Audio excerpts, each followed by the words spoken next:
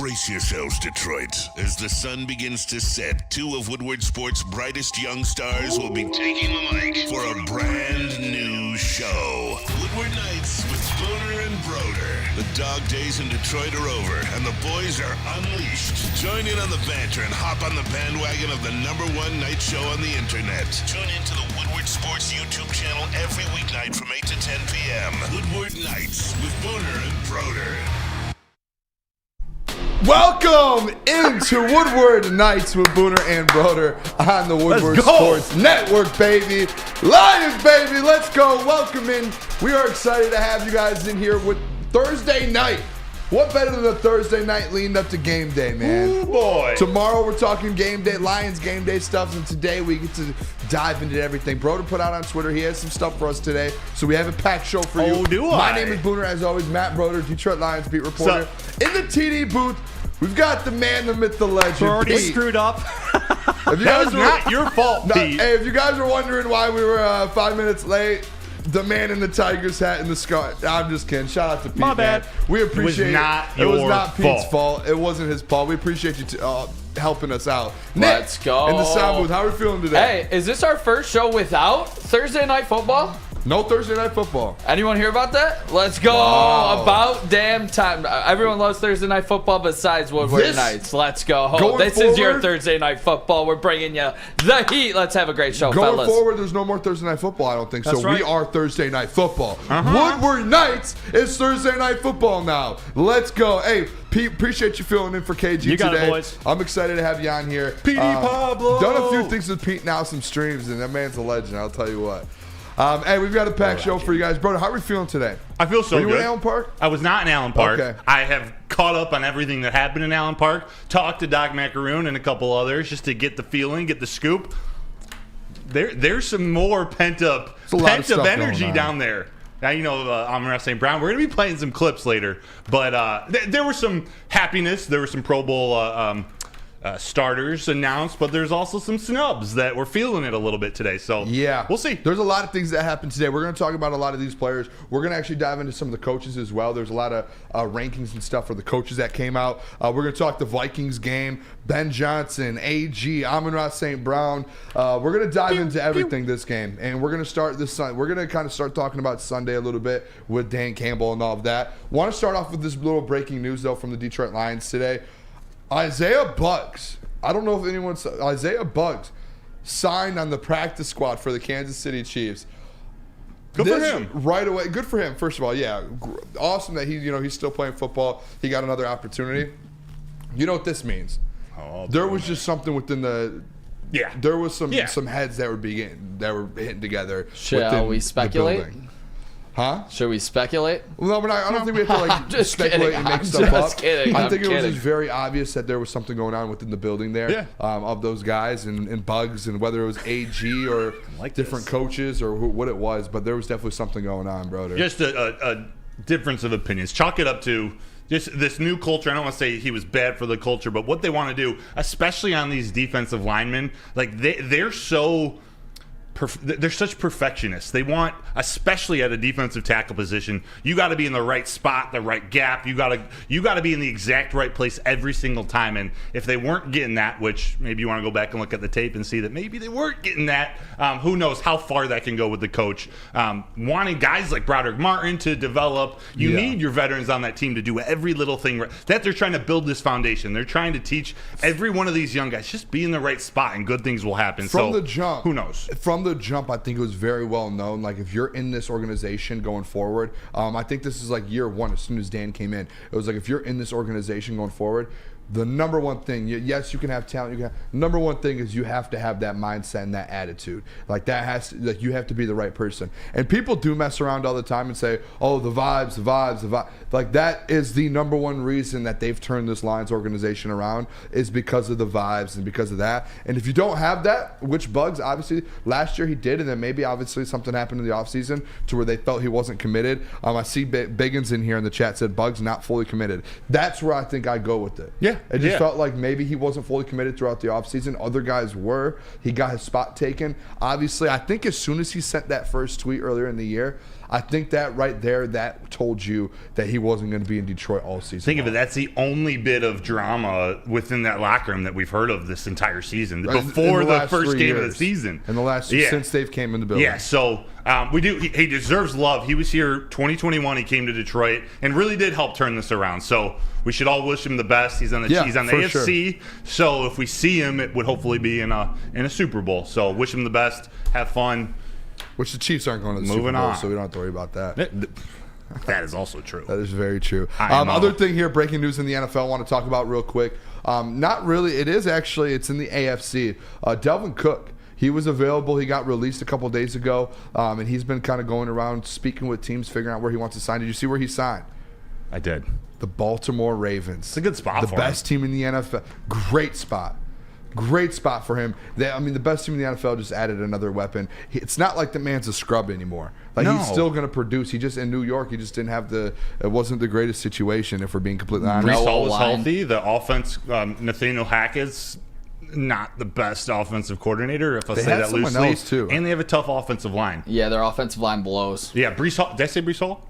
Yeah. Or you mean another running back? Another running back as well. I think they didn't expect Brees Hall to get back to be so effective so early in his recovery. Brees Hall's been great. He's been good. Yeah. You just look at the Ravens here. They have obviously Gus Edwards, Justin Hill, Melvin Gordon was in last game. Obviously, you have J.K. Dobbins on the IR. Guys. Gus Edwards, touchdown machine. He is, but you just add another weapon on that offense. That scary season. You just keep adding them. You have the MVP. You have those guys now. You have Delvin Cook now. You have Odell, Zay Flowers. Let's see, Delvin versus James Cook. Little Buffalo versus Baltimore. Did you guys Speaking of Mark Andrews coming back, Isaiah Likely is an absolute stud. Did you guys see though? I saw something a couple of weeks ago that said maybe Mark Andrews could be back by the end of the year. Or is that false? Did he have a pretty serious I think injury? He did. That's a serious injury. Maybe I was thinking about a different big time. You know how Goddard? I was thinking of?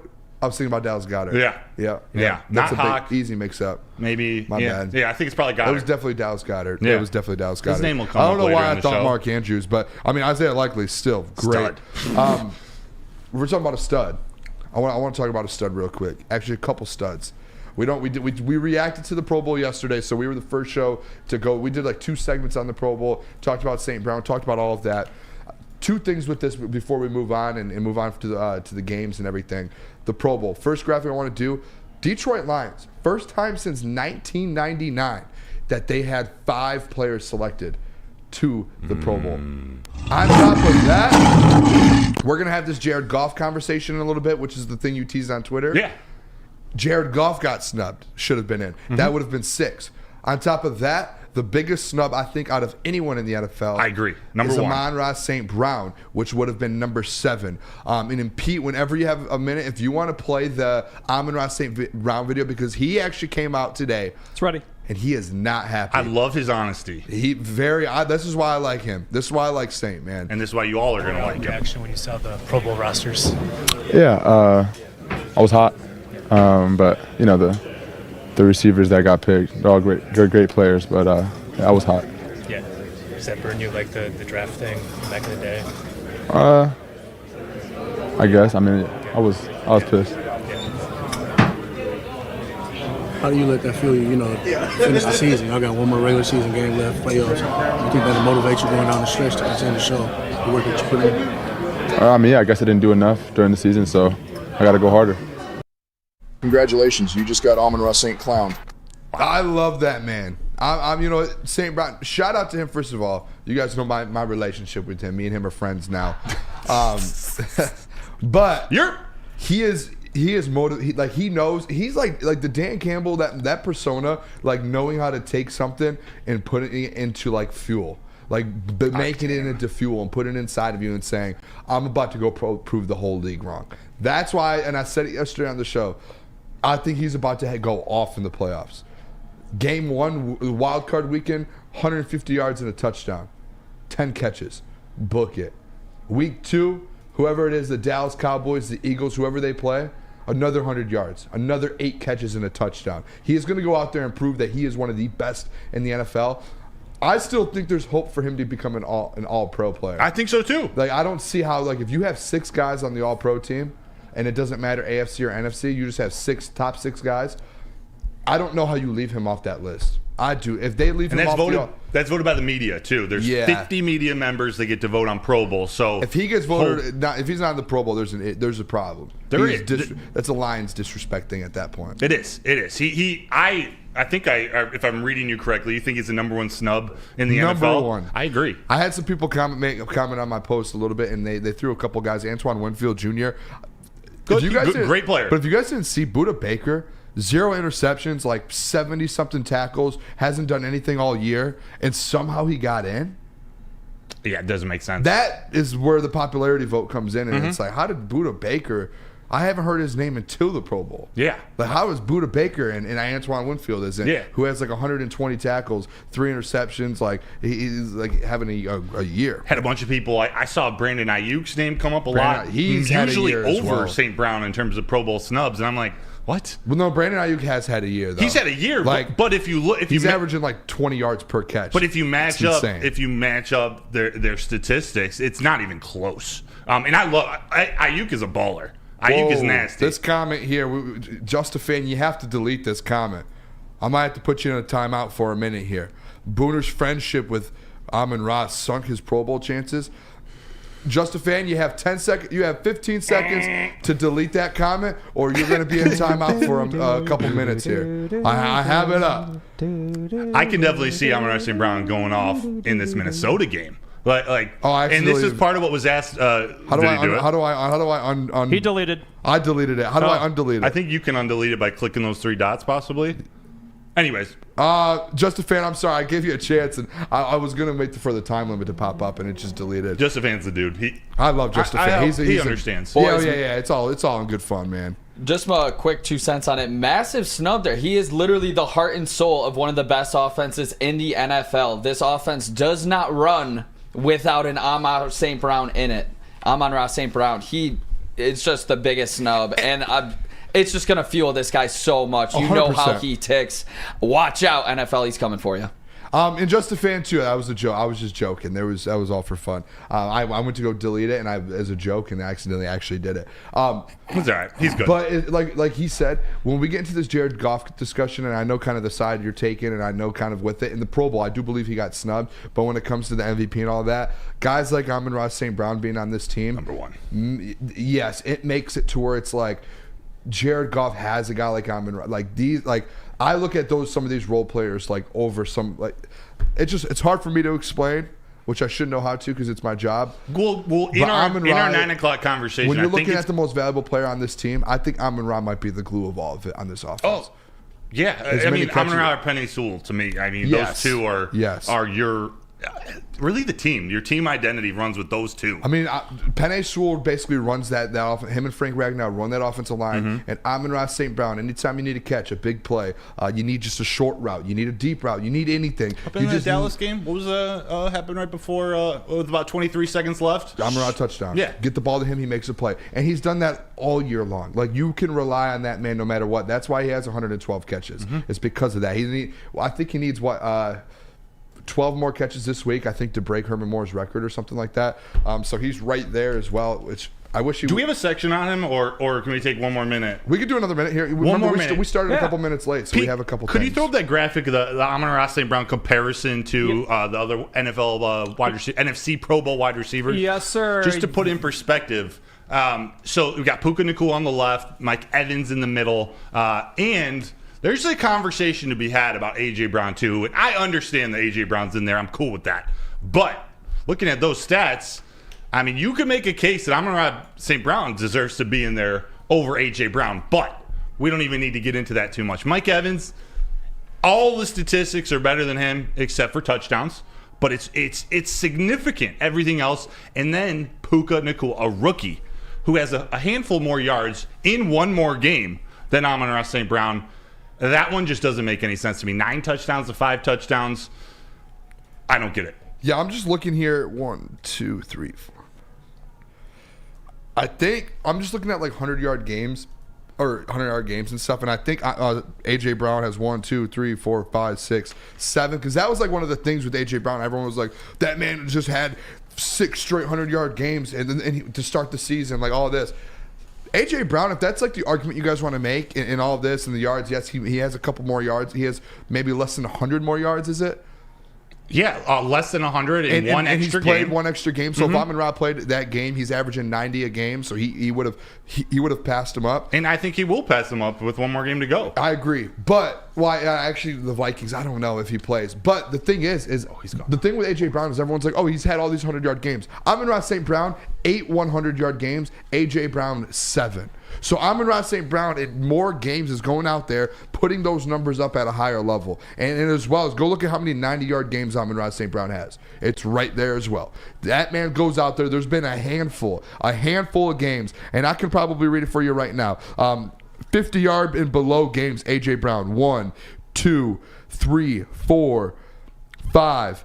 Five games in 55 yards or less. Let's see what Amon-Ra St. Brown has, because I guarantee it's not even less close. than 50. 1, 2. Yes, Saints 49, and was 2. one of them 49? One of them was 49 and 21. Yeah. And A.J. Brown, the ones that I did for A.J. Brown, he had a couple 54, 53, so I counted those. Yeah. But that's a huge difference. So I think Amon-Ra St. Brown, to me, and I said it before, I think he should be first team All-Pro. It should be Tyreek Hill, him, and who am I missing here? And CeeDee Lamb. CeeDee Lamb, yeah. Him, CeeDee Lamb, and Tyreek Hill should be first team All-Pro, and then to follow that, you can go A.J. Brown, Puka Nacua. If you want to go Mike Evans, well, never mind, he got hurt. But here's a little tease to part of my argument later. Keenan Allen, part of my Keenan Allen defense, was having a year, part of my support for Goff and St. Brown. Puka Nacua has a Pro Bowl quarterback. Amon-Ra St. Brown does not. A.J. Brown has the first alternate Pro Bowl quarterback. Amon-Ra St. Brown does not. See where I'm going with this? That's a tease right there. Point, but I don't. Okay. I will look at your point, but I won't accept it because you don't have to. Jared Goff is a Pro Bowl quarterback. Right, I think so. You're talking about but paper wise, yeah. they say he. But if we're being completely honest, he does have the Pro Bowl quarterback because I don't count Matthew Stafford this year as that. We're not counting the Dallas Cowboys game as a win. That didn't happen, but it did. I see what he's doing. It did. All right, Nick, you know what I'm saying? We got to go to break. Did y'all feel me? Let's rip break. Just to say, St. Brown, big locker room guy compared to A.J. Brown on the other side as well. There's issues going on. There right might now. be some turmoil in the in that AFC NFC flag football game. Heads up there. Real quick, let me tell you guys about Woodward and Maine. Make sure you guys tune into that. My bad. No, you're all good. I'll hit Woodward and Maine. Tune into that, guys. That is this Sunday from 8 to 9 a.m. Gabrielle D. Phillips, Matt Broder, and Detroit legend Terry Foster. Do not miss out on that, guys. They will be going over all the insider information, injuries, anything you need. Tune into that, Nick. And if you hit that, make sure you hit Big Boy. Wintertime in Detroit is always better with comfort foods from Big Boy. Try the veal parmesan or the new Southern Comfort Chicken Bowl. Yum. How about breakfast? The stuffed potato pancakes are back. The classic lumberjack or Santa Fe Garden. Also, new apple pie hotcakes that are too good to miss. Too good. Top it all off with the new gingerbread shake for dessert. Stop by your local Big Boy today. Have you ever wondered where all the finest restaurants get their steaks? It's Fairway Packing Company, providing Michigan restaurants, hotels, and casinos with prime beef for over 60 years. But now you can buy these cuts of meat for yourself at the Steak Shop by Fairway Packing Company. Prime porterhouse, A5 Japanese New York strip steak, dry-aged Wagyu beef tomahawk.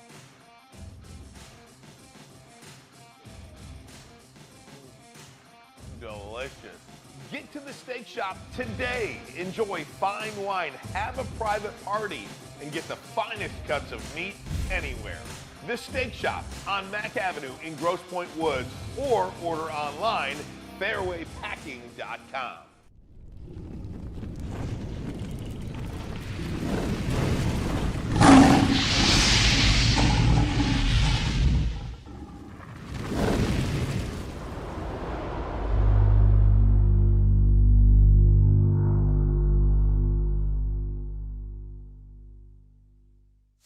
Join Woodward Sports' own Jeff Iafrate, along with special WSN guests for the most anticipated Lions season in decades. Filled with different surprises and expert analysis. You're not going to want to miss out. Go to our Woodward Sports YouTube channel on Sundays and tune in live from 9:30 to 11:30 a.m. RIP. Rest in peace to the same old Lions. Big thanks to Sheila, Brad, and Dan for putting them to rest. And guess what else? Guess what else has found the grave? It's the same old rock, paper, scissors. Jack Labrador has revolutionized that tired game with 2 new symbols and a franchise-changing 3-point play. You can discover the action at jacklabrador.gg now and find out why. Once you go Jack, you never go back. All right, welcome back. Woodward Nights with Booner and Broder on the Woodward Sports Network. Appreciate you guys all tuning in. If you guys hit that like button for us, that would be awesome. Hit that like button. Hey, if you guys like Pete's camera shots, hit the like button. We should get over 150 likes today just off of that camera shot that he hit me with. Out of nowhere, too. I don't know where that came from. That went straight to my mouth. Boom. If you think the NFL is sending strays at the Lions, hit that like button. Hit that like button. There you go. That's a Booner pass. I like that wing. that one. I like that wing. Oh, my gosh, that is awesome. All right, we're going to talk some Lions here. Injury report, fellas. Remember, you guys remember about a month ago when the injury report was like 15 guys long? Well, we're back to it. It's a long injury report. A lot of things going on. But it's a little misleading. It's not as scary. Yes. When you look at it, it's not as scary. And yeah, we'll break it down for you guys. So let's just start at the bottom. Don't go to the top. Just go straight to the bottom. Let's look at the positives here. Full practices. Cam Sutton, full practice. Toe, good. Seems like everything's good. The only reason he's on it is because they have to keep him on it, I think, for a couple days. What's next? C.J. Gardner-Johnson. Not just 1, but 2 full practices so far this week. Wednesday, Thursday, went in full, Broder, which is huge. Yeah. That is massive. That just about tells you he's playing for sure. What did I say a couple weeks ago when he started to come back? I said as soon as you see him full practice, he will be a full go. He is not one of those guys that's like, hey, I need to just like, I'll go full, and then when the game comes, I'll be going at 60%. No, he's going to be going full. On Sunday, he's going to be going full. Don't be surprised if you see him out there a lot. Taylor Decker, no practice yesterday with that groin injury, but he is full practice today, so he is back. Aleem McNeil, up to limited practice. Aleem McNeil is still limited, which I think is fine. He's going to play. He literally just got off the IR this week. I believe we see a full practice out of him tomorrow. I agree, because CJ's been off for a couple weeks now. His window opened a couple weeks ago. Aleem's opened up about 4 days ago. Sam Laporta, this is an interesting one. I want to ask you too real quick with this one, Broder. Yes. Because you were the first one earlier this week to ask Dan about Sam, and he said, "Oh no, there's nothing. We're all good." Right? Someone else asked him yesterday or today. Yesterday, it was Doc Macaroon. And he was like, "What's going on with Sam? Like, I don't like. Why do you guys keep asking me about it?" Which confuses me because he's limited. Doc has been taking some strays for asking the questions we all want to know. Yeah, but the thing is, it's like, Dan, he's limited practice. He's got an ankle injury. Like, just tell us about it. So I don't think Dan was going at. I think he was messing with them, because at the end he was like, "Why do you guys keep asking me about Sam? Is there something I don't know?" He might have been. I don't know. It seemed genuine, but his ankle injury. Limited. He was limping. He's got a leg injury. So we were right. Yep. Above that, James Houston, limited practice. James Houston, he is good to go. Still to be determined. James Houston is a TBD for this game against the Vikings. I'm interested. I don't know. I'm interested to see if he goes. My at the beginning of the week, I would have said, okay, he's probably going to get some snaps. Maybe not. Brock Wright, no practice. J-Mo, this is one to where I don't think he ends up going. I think J-Mo's going to end up being out on Sunday. Would you sit him? Yes. I think I would too. If there's an ankle injury, just get healthy. And Frank, I would play Frank. This was just his rest day. Benito Jones, no practice. So it looks like that. Oh, illness. So he's sick. Graham Glasgow, just a rest day because he's a vet. He took a beating on Saturday. He did, but he let him get his rest. He's an old vet. And he's filled in every game for everybody. That was a stray he didn't deserve. Go blue. But Graham Glasgow, take a day off. I do want to know this JMO situation. Dan and them, they did mention a little bit that if there are injured guys that need rest, he's going to let guys rest, so everyone won't be going. I think you put JMO in that category. I think so too. I think it's a point, like we saw that pass with Jared Goff, like the bomb. Like we've seen him the last 3 or 4 weeks get 5 or 6 catches each week and get 50 yards, 60 yards, 70 yards. Let that man rest. Yeah. He will be ready to go for the playoffs. And his best asset is his speed. It's his legs. So he's got an ankle Especially injury. An ankle. Yeah. Make sure he's the fact that he escaped that with just a day-to-day ankle injury. You look back, that thing twisted pretty nasty. But he's after that, Only other thing I think injury concern-wise, or if we really wanted to dive into it a little bit, is the C.J. Gardner-Johnson return, because AG did, and it was questions again today. And we do, later in the show, we have a couple videos from Aiden Hutchinson, a couple guys. But AG spoke a little bit about it today, fellas, about C.J. Gardner-Johnson returning. And someone asked him, I don't know who it was if you were there, but because you weren't there, but someone asked him, like, hey, how is this rotation going to go? Are all the safeties going to play? And he did confirm. He said C.J. Gardner-Johnson, Iffy, and Kirby Joseph will all be on the field at one point within this game on Sunday. And you're going to see them. He was like, now, are they going to rotate? Like, the rotation, how is that going to be? Don't know. You guys will find out. Yeah, they're not going to give that away to the Vikings. But he did say there will be times where those three guys it's going to be fun. Are in the secondary together playing. And those are three electric dudes. Yeah, hearing that from the number one DC in the league, according to the NFL Players Association, it's going to be exciting to see them all out there, just to have them all healthy. It's a defense that still has a lot of potential. Yeah. Even going into this playoffs, they can get better. And they just played arguably, I don't know if it was their best game, but one of their best games in Dallas, holding them to 20 points. That's impressive. Yeah, I'm interested too. Like when those guys return, like where does Brian Branch fit in? This is where it comes down to AG, because he's got to be on the field. Like you got to keep. I mean, I could argue all four of them have to be on the field. C.J. Gardner-Johnson is maybe the one we have seen the least about this year, but we know what he can bring to the table. So yeah, he's probably. I don't know. They're gonna be all four on. He's the best one out of them, probably. Yeah, when he's healthy. Yeah. Yes. When healthy. We don't know what he looks like right now. Exactly. Well, when he's healthy, I mean, he led the league in the interceptions last year. True. If he's been balling the last 3 games, that dude's hotter than anybody in the league right now. Let me just state that. That is facts. And Brian Branch is one of the best up-and-coming safeties in the league as well. Great problems to have, boys. Yeah. Great problems it's to have. a great problem to have, but I mean, you're going to have to find a rotation. AG's going to find a rotation, so I'm interested to see what he does. Best part about it, and actually, I think we have this as a segment next. Yes, we do actually. But these turnovers that this defense has been creating, we're going to talk about this next with AG and kind of how this defense has stepped up the last few weeks, and on the same side as well as Ben Johnson in that offense. I'm excited. I hope CJ comes back Sunday and picks off Nick Mullins. He had 4 interceptions last time we played. Perfect game. I think he can go out there. I want it. Kirby, the safety room has 3 more interceptions. Oh my gosh. Make them take Nick Mullins out. Make Hogg or whatever his name is come in and Hogg? Hall. Oh, Jaron Hall. Jaron Hall. I think they'll go to Josh Dobbs. If I were them, I'd probably start Josh Dobbs. What's the NFL record for a quarterback to throw, like, different quarterbacks to throw an interception in a game? Imagine if all 3 of their quarterbacks did.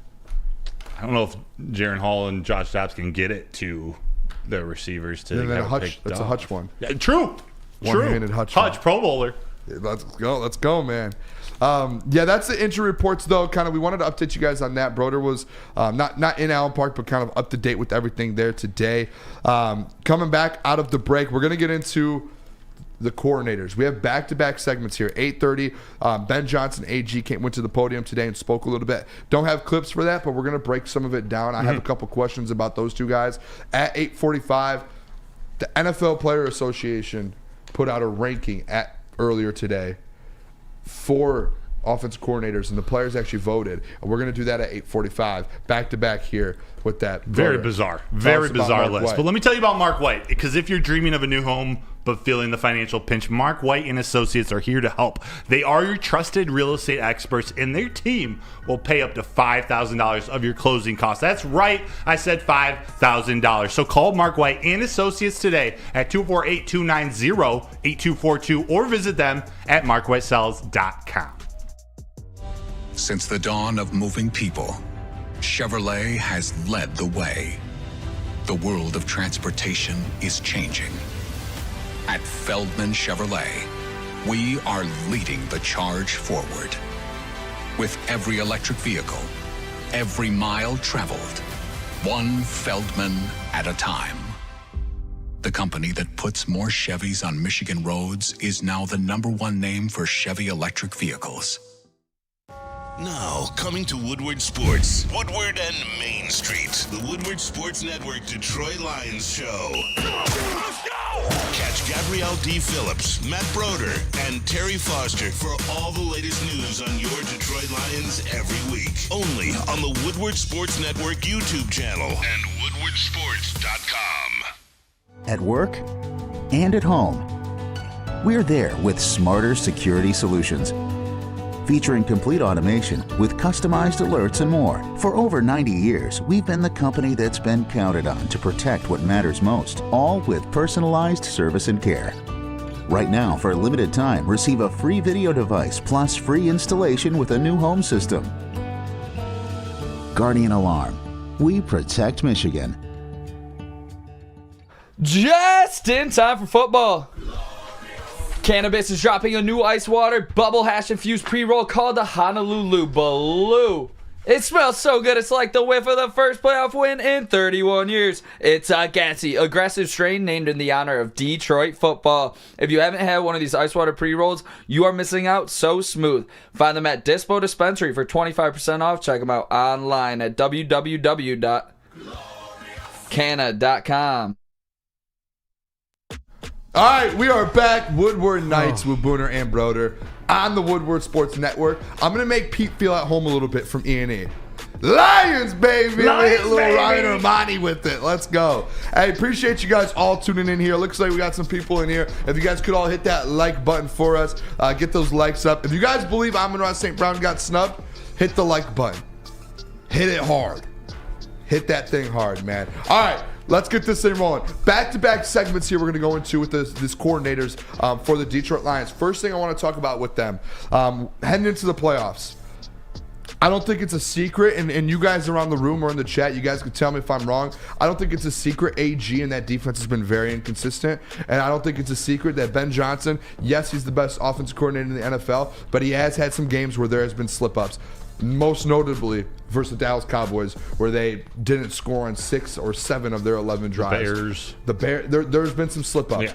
So going into this, the concern level or how big of a factor is this kind of offensive coordinator game going to be for the Lions? Because first thing today, Ben Johnson spoke about it on the podium today in the press conference. Not a lot of people realize this. Ben Johnson, he's been in the NFL for 12 years coaching. Whether it's, different positional groups, whatever it is, he's only been to the playoffs. This is his second time ever. One time before this. This is his second time ever being in the postseason in the playoffs. And now he's the OC, one of the best in the league, but he just doesn't have that experience. So I want to start with Ben here on this one, Broder, and I'll go to you first here. Is that a little kind of a cause for concern? I'm going to say no, because I feel like Ben is good. He's that elite level to where he's going to be able to figure it out. But those slip-up games, the Dallas, the Bears one that you mentioned, the Ravens, those slip-ups, if that happens in the playoffs, it's just like Dan Campbell and that called me and you were yelling about yesterday. You can't go back. Season's over. Yeah, I'm not worried at all. Let me rephrase that. I'm very little worried. Very little worried. I'm not really worried about Ben Johnson at all. And that's not to say I'm guaranteeing week 1 of the playoffs he's going to come out and the offense is going to look their best. They're going to need to fight through some adversity. They're going to be some tough games. Or I guess we should just talk about round 1, not get ahead of ourselves. But I think that offense is so good and Ben Johnson is so good the way they built it.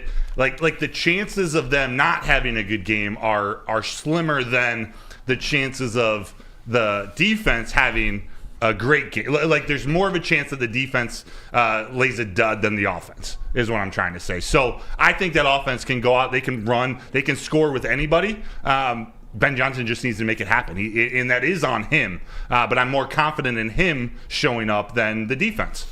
Yeah, I mean, at the end of the day, they still have a top 5 offense, and I want to read a couple comments here in the Woodward Sports chat. Yeah. Where did this one go? There was a great one here. Where did it go? I lost it. There's a lot of chats in here. God hates cowards. Ben losing his luster. So that was one of them. Yes, that's a great. That was the first one I saw. I don't think he's losing his luster. What it is he's been so damn good for 2 years. He's put a top 5 offense up in the NFL for back-to-back years when at times he didn't have top 5 talent, and he's been able to put a top 5 offense out there. There was going to be slip-ups at some point. Like, that was going to happen, especially when you go up against the Ravens and the Cowboys, 2 great defenses in the NFL. So that is an issue. Now, the issue is when you do go up against those teams, those playoff-caliber defenses, you can't have those slip-ups, which he's had. So there's that. But he's also come back the next game, and But the next game versus who? Right. This is at playoffs, 100%. I get what you're saying. It's one of those things that sometimes he gets a little too cute with it, like those freaking shotgun runs out of the shotgun formation at the goal line with Jahmyr Gibbs and not even David Montgomery. Doesn't really make any sense. Or going away from the run completely at times. After you have a 40-yard run or a drive with 40 yards from David Montgomery to score a touchdown. I have complete faith in Ben Johnson. And I think we got to give some credit to defensive coordinators in the NFL.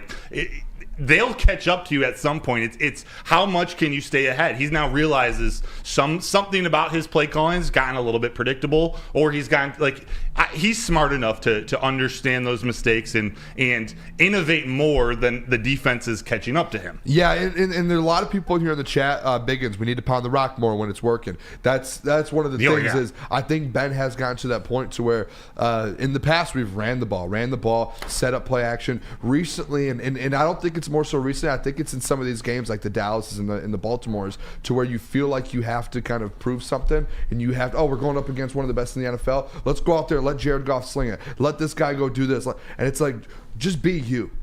Go be Ben Johnson. You have two of the best. You're the best running back duo in the NFL. Why go away from Facts. that? And I want to read this off right here at the very end of my notes here for this segment, for at least the Ben Johnson part.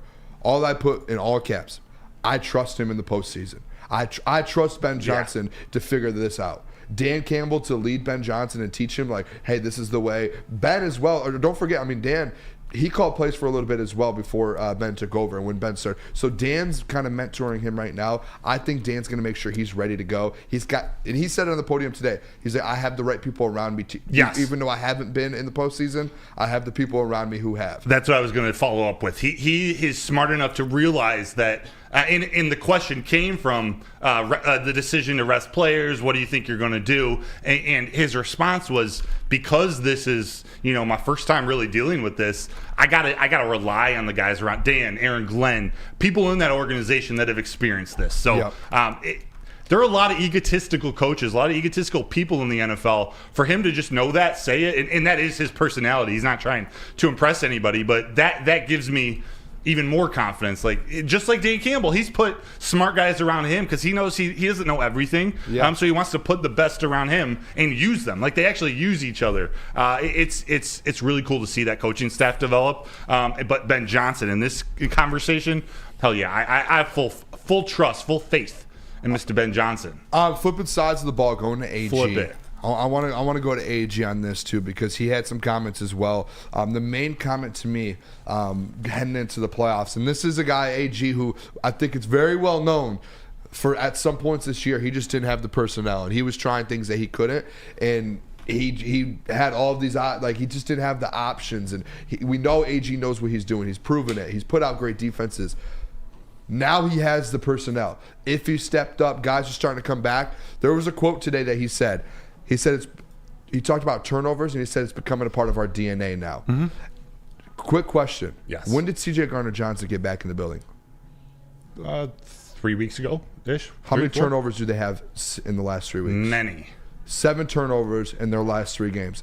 And I know, I don't want to sound stupid. I very well care, and I understand C.J. Gardner-Johnson hasn't played in these football games. But what was C.J. Gardner-Johnson before he got hurt? What was the number one thing they said outside of... They didn't say anything about his football. They didn't say anything about how he played. They said in the building, in the locker room, on the practice field, all he does is talk. And all he does is get those guys going. He is one of the biggest vocal leaders in all of the NFL. Yes. Since he's been back in the building, that Detroit Lions defense and secondary has 7 turnovers in 3 games. If you think that's a coincidence, I promise you it's not. Because I'm sure you've seen some practices and some drills before you guys have to leave. And I'm sure you hear C.J. Gardner-Johnson for the last 3 weeks. You can't not. I can guarantee you that. You can't not. And I'm sure he's out there yelling at Kirby, getting Kirby going, getting Iffy going, getting Brian Branch going, letting these boys know what's up. Because he hasn't been in the building for months. And I just don't think it's a coincidence. And just like AG said, he said this is starting to become a part of our DNA the next couple weeks. And heading into the playoffs, That's a really scary thing in the playoffs. Yes. If your defense gets turnovers in the playoffs, you will win a lot of football games, and you'll have a chance at a Super Bowl. Yes. And I encourage everyone, go read Justin Rogers. Is a Detroit News. He wrote an article today about Emmanuel Mosley and the impact he's had since he had his torn ACL, his second one this year.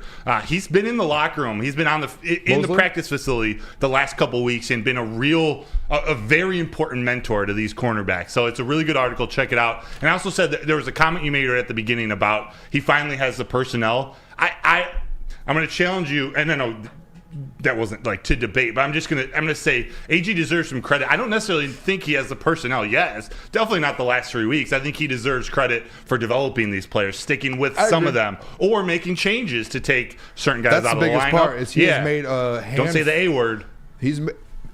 AG, guess what you did? Hey, guess what you did, AG? You made some adjustments, baby. You took Tracy out, you threw Iffy in. You took Jerry out, and you threw Kendall Vildor in. Adjustments. It's a beautiful thing. The A word. It is a beautiful thing, AG. It is. So I think he deserves credit. It's something, and it goes across the entire defense. The defensive line played well with Lee McNeil out. It's something we've been waiting for them to develop, and it's not all the way there yet. But you can't lie that a lot of these players have gotten better throughout the season. Oh, yeah. And do you guys have anything on AG on that side of the ball, Nick, Pete? Yeah, sure, absolutely. I mean, yeah, I think that AG has done the best that he can with what he has, but I mean, we talked about this on the heavyweights earlier today. It's just that, he doesn't have the other edge rusher to complement Hutch.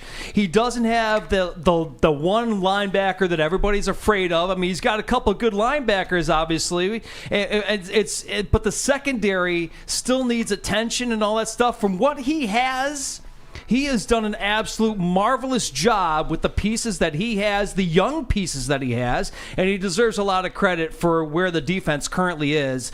But if there is going to be anything that does down the lines, it'll be that secondary, which I'm very worried about. And speaking of that secondary, Pete, you can't leave guys on corners for long periods of time, and that was the biggest adjustment that he has made. He has brought pressure. That's what I've wanted him to do all year. And since he's brought pressure, you start talking about those turnovers that you hit on, Booner. 7 turnovers in these games where they're sending multiple people to help get to the quarterback. So that's the thing I've wanted to see, and he's done that. Yeah, I agree with both of you guys there. And Pete, real quick, too, by the way, you talked about the complimentary edge rusher to Aiden Hutchinson. Guess who's back? He might be coming back. James Houston. I don't think he's back yet, but Broder might know something else. No, but he's almost back. He's coming.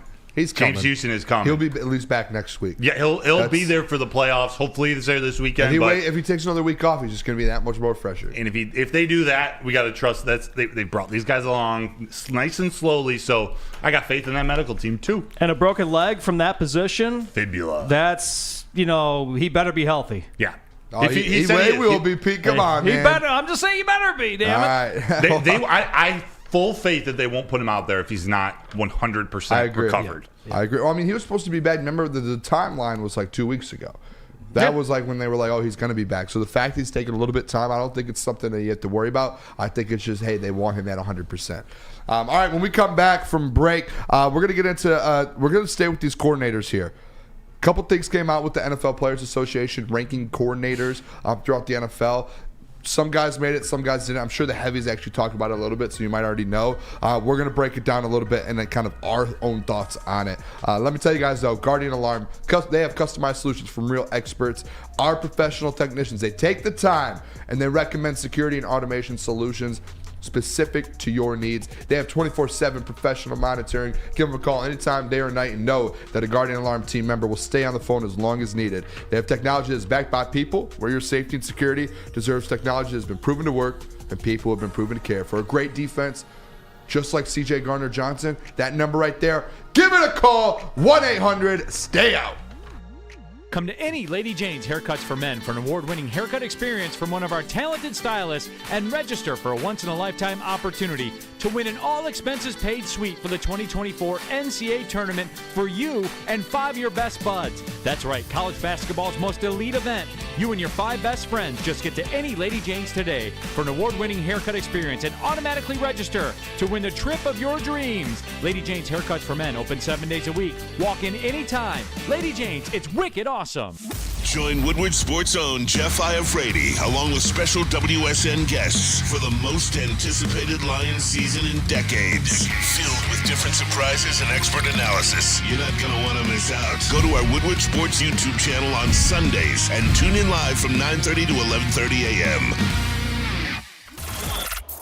Woodward Sports' own Tom Mazaway and Sam Stick Day will be hosting our Lions postgame show after every Lions game all season long. Tune into the Woodward Sports YouTube channel for his hot-off-the-press takes, game analysis, and Kool-Aid sipping celebrations.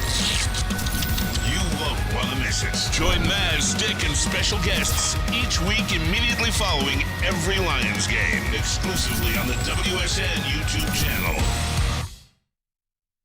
For over 60 years, Fairway Packing has provided Michigan's finest restaurants, hotels, and casinos with prime beef, dry-aged beef, and Wagyu beef. You can experience the Fairway difference for yourself today. Just visit their steak shop in Grosse Pointe Woods or check them out online at fairwaypacking.com.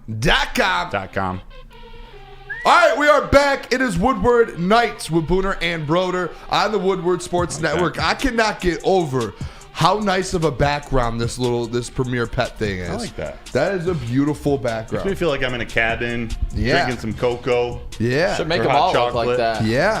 Little brick wall on the back. It's a brick wall. I thought it was wood. It might be wood. It looks good, though. Snug them up with your puppers. Yeah, we need to make them all look like that. That is awesome. Hey, we appreciate you guys tuning into Woodward Nights here on the Woodward Sports Network. If you guys could hit that like button for us. If you guys believe in the Booner path and that the Detroit Lions will go to the Super Bowl, hit that like button for us. Everyone should be hitting that right now. Get those likes up. Let's get into this, though, here, Broder.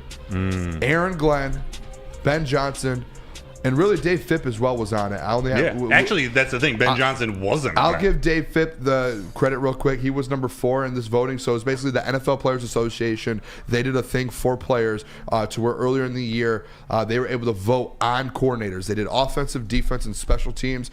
And it was they did like a grading scale to what coordinators they felt were best. And kind of they ranked their own. Can you throw up the offensive one first, Pete? Because this is the shocking one, I think. Just the top 5 offensive one. And you guys see it here. This is shocking to me. So what it is, what's up, Nick? I was just shocked. Yeah, sorry about that. Go on. Okay. It looked like you were doing the eating signal to me. He was in shock. So you guys see here. This is insane to me. At number 5, Kellen Moore. Number 4, Brian Callahan. Number 3, Brian, I don't even know how to pronounce his name. Schottenheimer. Number 2, Thomas Brown. And number 1, Frank Smith. And if you guys notice there's no Ben Johnson. The best offensive coordinator in the NFL did not make the top 5 offensive coordinator list voted by the players. And you're telling me a coach with the worst team in the league is number 2.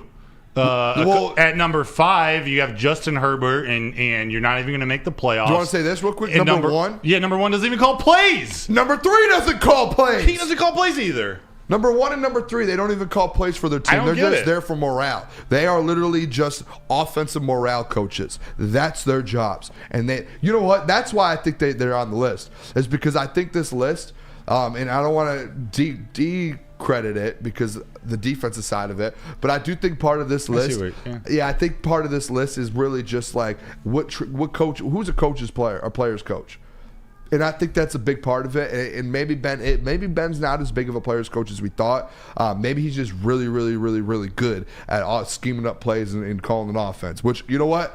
I'm completely fine with. Make the chip a little bigger. I just think it is. I don't understand it, to be honest with you. I mean, you're probably right, but why call it the top offensive? Like, be a little more clear with what are. And this is the players that voted too, which is shocking to me. I'm actually just with all Pro Bowl and everything coming out, like the decisions from the players and coaches and GMs. Maybe we're more out of the loop than we thought. It makes me feel like literally the last couple of days it made me feel like I don't know anything about football. I'm like, what are they seeing that I'm not? You really don't. Maybe. I'm just kidding. I don't know. I got and then stuff to learn. You can see here. There's the defensive one. Pete, just throw that up whenever. The defensive one. This is a good one for the Lions. Obviously, you see 5. These are all. And to be honest, I saw a head coaching list or a potential head coaches list today. Ben Johnson was number 1 on it. Right behind him was Raheem Morris, Brian Flores, Dan Quinn, Steve Wilkes. These are all guys that are on those lists. And then number 1, ahead of all of those guys, Detroit's own Aaron Glenn. And he was voted number 1 defensive coordinator by the NFL players. So shout out to him. It sucks that Ben Johnson kind of got nothing out of it, and then AG's. But I think this is a positive thing for us in AG, to be honest. Yeah. I think this shows a lot. I do have a video here on Aiden Hutchinson. He was asked today about this, and he had actually if you guys want to know stuff about AG, a lot of people go at him a lot. A lot of people have negative things to say about him in the past. The Fire AG crew. That is so far off to me. It always has been, and I know I've been one to criticize him a little bit, but to fire him and all of that. What did you say? What did you say earlier in the season, brother? You felt like AG could actually be a better head coach than he is a DC because of that right there. He is a player's coach. He knows how to get to the players, and at the same time, he knows ball. He is a ball knower. And this ranking, I think, if it was any question to NFL teams, and they may already be on the trail of AG, this has got to raise his likability, or the teams wanting him or considering him for head coaching possibilities. Something like this, voted on by the players, shoots his name up the list higher than whatever it was. Two comments here in the Woodward Sports chat. Appreciate all of you guys tuning in here. Biggins said, players didn't vote Penei Sewell as a top 100 player. What? I thought he was. I thought it was. Oh, Frank was that list? Yeah, the NFL players list. I can't remember if he was. I trust Biggins, but somebody's telling me he was still like in the 70s or 80s. Regardless, you're right. That's a good. On it, boys. Second comment here, Matt Verville. People probably should shut the hell up over Aaron Glenn. I do agree. Like, there's the shut up, and then there's the we can be honest. At points throughout the year, it was like the criticism. Like we did it on our show. The criticism, I think, is okay with them. Like it's the same thing with Ben Johnson. I critiqued Ben Johnson after this last week. And on Tuesday when we had the show, I went at Ben Johnson because you still think he's number 1. Bad, but he's still going to be a great head coach. He's still the best OC in the NFL, and it's the same with AG. It's at times he has. Everyone in the chat right now, can we all agree? Every single one of us were asking for AG to blitz and to send different schemes and send different put Aiden in different spots. We were all asking for it, and guess what he did? He ended up doing it, and it started to work. And now they're starting to get turnover. And he's a good coach. He knows what he's doing. We heard the Booner pass. It might take a little bit of time for it, and at times, just like any human, he made mistakes. He was trying to figure things out. But the Fire AG people at times were crazy. But here's the video here on Aiden Hutchinson. Spoke about AG and the relationship that he has with the players in the building here. Yeah, no doubt. I mean, AG from day one. I feel like when he always says the right things. He always, whenever it's a tough meeting, or we had a bad practice, we had a bad game, whatever it is. I feel like he always says the right thing to get us back on track, and I feel like that's also why. As last year, this year, we kind of dipped a little bit in the middle, and then by the end, we pick up as a defense, and I think that's a big credit to him and his own self-evaluation, his own, just being able to rally the guys. All right, you guys heard Aiden Hutchinson there on AG, right? Very, very positive from him. I think a lot of people on the outside, we already know, like I've said it already, there's the Fire AG crew there that people love to go at AG. This is what's going to happen, though, fellas.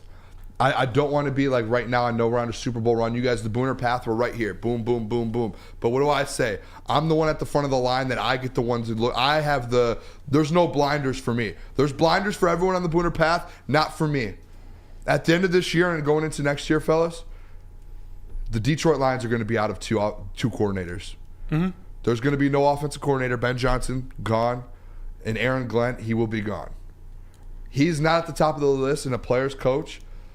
Over some of those guys, Dan Quinn, like some of these guys, Raheem Mostert, he's not above those guys. Raheem Morris, sorry. No, good. You're good. Running back out of the Miami. He is a stud. He's a dog. Yeah. But injured. He's not on that list, and these players don't talk about him like that. And a couple of weeks ago when Ben Johnson was asked about the head coaching stuff, and instead of him answering the question, he said, you guys need to start asking AG about that, because people are starting to realize that AG is that guy. We see him every single week in press conferences. You see him in person. He has that kind of mentality and that side to him. I think going into next season, you're going to see 2 new coordinators in Detroit. Possibly Jesse Minter.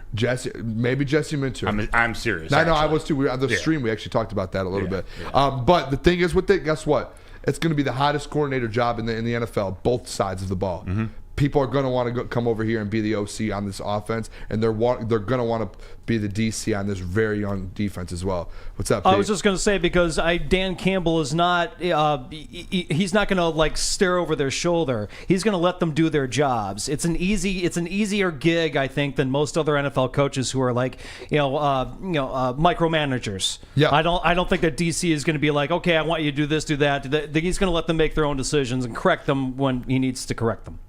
Yeah, I agree with that, Pete.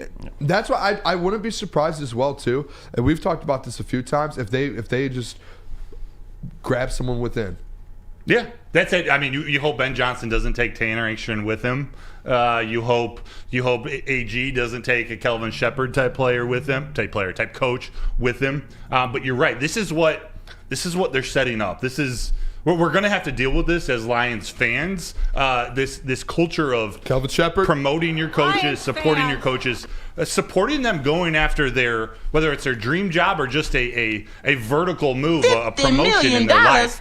He knows Ben Johnson wants to be a head coach sometime. He knows a guy like Tanner Engstrand wants to be an OC. Like, this is what Scotty Montgomery. At the end of the Montgomery's at perfect. the end of the day as well, too, you already know there's been conversations to be had. I know into the media, Dan and Ben, they're all like, hey, we're focused on what's ahead in the season. I'm sure there's been conversations behind the scenes and on a personal level with Dan and maybe Kelvin Shepard and Scotty Montgomery and Tanner Engstrand. Like, I'm sure they've all had some personal conversations on what their goals are, and they've been training. Just like Tanner's been moved around and changed positions to what Ben Johnson used to do to get more kind of developed within that role as well. So that has happened in that team. I wouldn't be surprised if I'm going to say it again. Would not be surprised if the Detroit Lions have 2 new an OC and DC next year. I see a lot of people in the chat as well. Maz for OC. Tom Mazaway for OC. Oh, Tom Mazaway, yeah. How about that? I think they're talking about He'll Maz. yell and scream too much. Is there another Maz? No, he's the only Maz. I think he's the only Maz. He'll yell and scream too much. Yeah, he might. He might. He'd be like, damn it, damn it. Jared Goff will be out of town so fast. I mean, Maz would go through how many quarterbacks? Every time he sees a new quarterback, he would be like, one mistake and you're done. Bench him. That would be awesome, man. All right, when we come back, 9 o'clock, and maybe we'll do this segment a little longer too. We're going to talk Jared Goff, Pro Bowl snub, as well as the MVP conversation. You have a couple things. Broder did put out on Twitter that he has some things ready. I'm looking over at his desk right now. He's got about 15 papers laid out in front of him ready to go. Well, no, it's just all yeah, you do. He's prepared. Stay tuned. All right, Planet Fitness is the home of the judgment-free zone where anyone, and we mean anyone, can feel comfortable and work on their fitness goals. Over at Planet Fitness, you will experience squeaky clean gyms that has tons of equipment for a full-body workout in just 30 minutes. Full-body workout, and all memberships include fitness training. Get all of that for just $10 a month.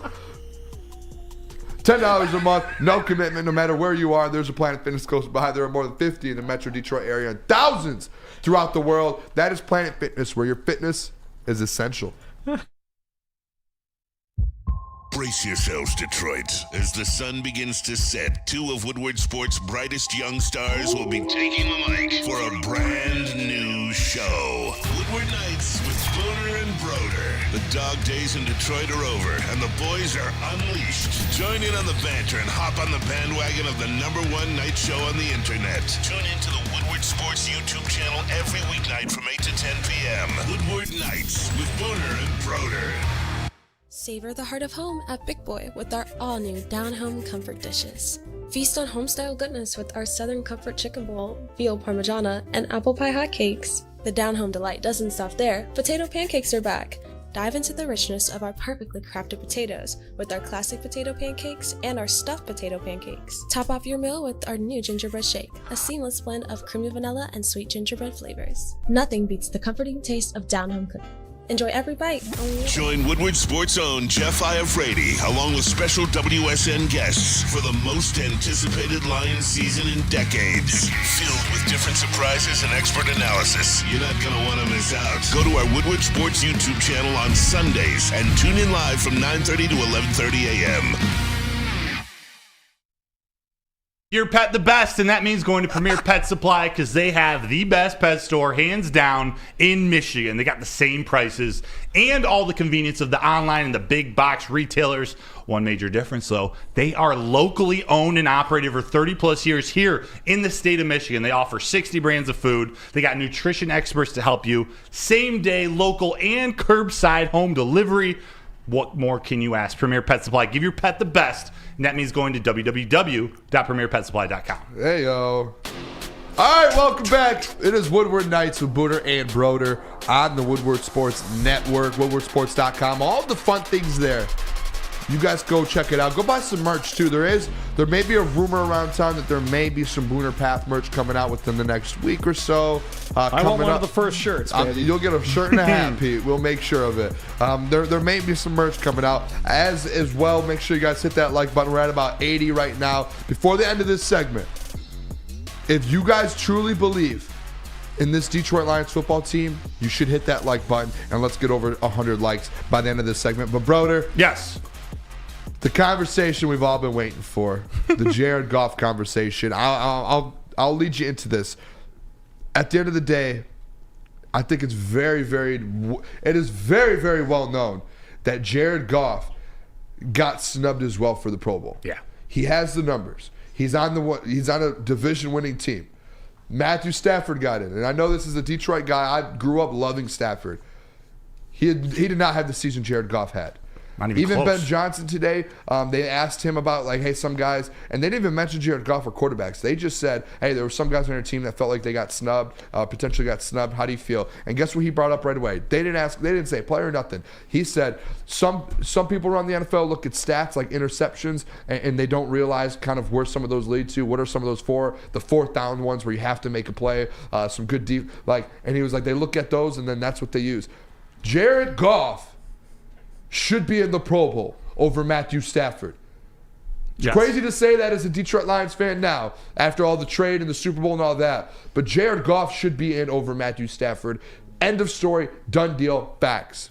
That's my kind of opening statement with this Jared Goff stuff. I know we're going to get into a little MVP conversation with it as well. But I just want you to know that's where I stand. Yeah. And I'm with you on that. Let's start there because idiotic that he's not in. That's where I started going down a rabbit hole. Actually, starting with Amon-Ra St. Brown, and when all these pieces kind of fell into place, it painted Jared Goff even in a whole new life. And this stuff isn't to take jabs at any any trolls, any local fandom. People we've been pretty polarized here, and this is more at the NFL. This is more at the vote. Like I'm just confused what we're judging quarterbacks by. So let's start with the Pro Bowl conversation. Pete, there's a graphic that has Jared Goff versus the other NFC Pro Bowl contenders. This is just a comparison of their stats, which Jared Goff.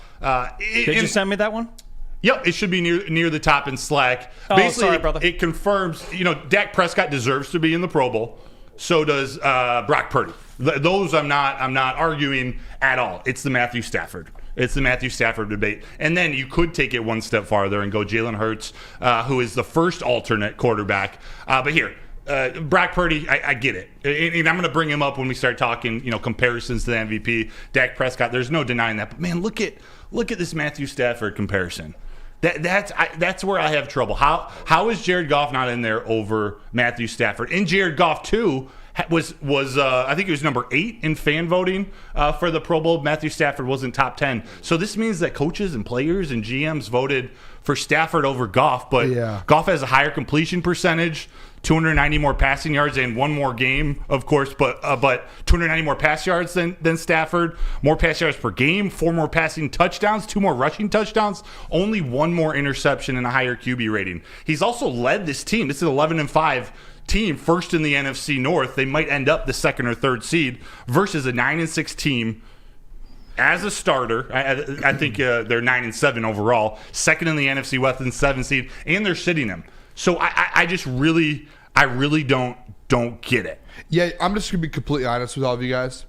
I have no answer for why he didn't make the Pro Bowl. He's even behind Jalen Hurts. I have no clue, if I'm being completely honest. When you break it down and it's right in front of you who had a better year.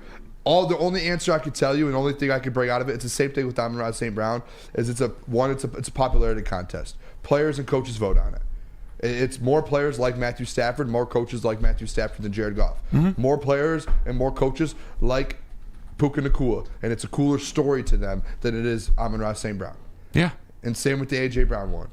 So and Mike Evans, that's all it is. It's a popularity contest at the end of the day. That's why I say the All-Pro, when that comes out, I don't think Jared Goff will be an All-Pro, but I do believe that he should this is something to where he should have got his flowers for the year he had. Yeah. This is I talk about it all year. All-Pro is extremely hard to get. That is the best of the best. That is the MVP guys. That is the number 1, number 2 players at those positions. Where you should get some flowers for having those years. If you're top 5 in your position, it should be the Pro Bowl. The Pro Bowl's gone. It's out of hand now. It's not. There's nothing good about the Pro Bowl anymore.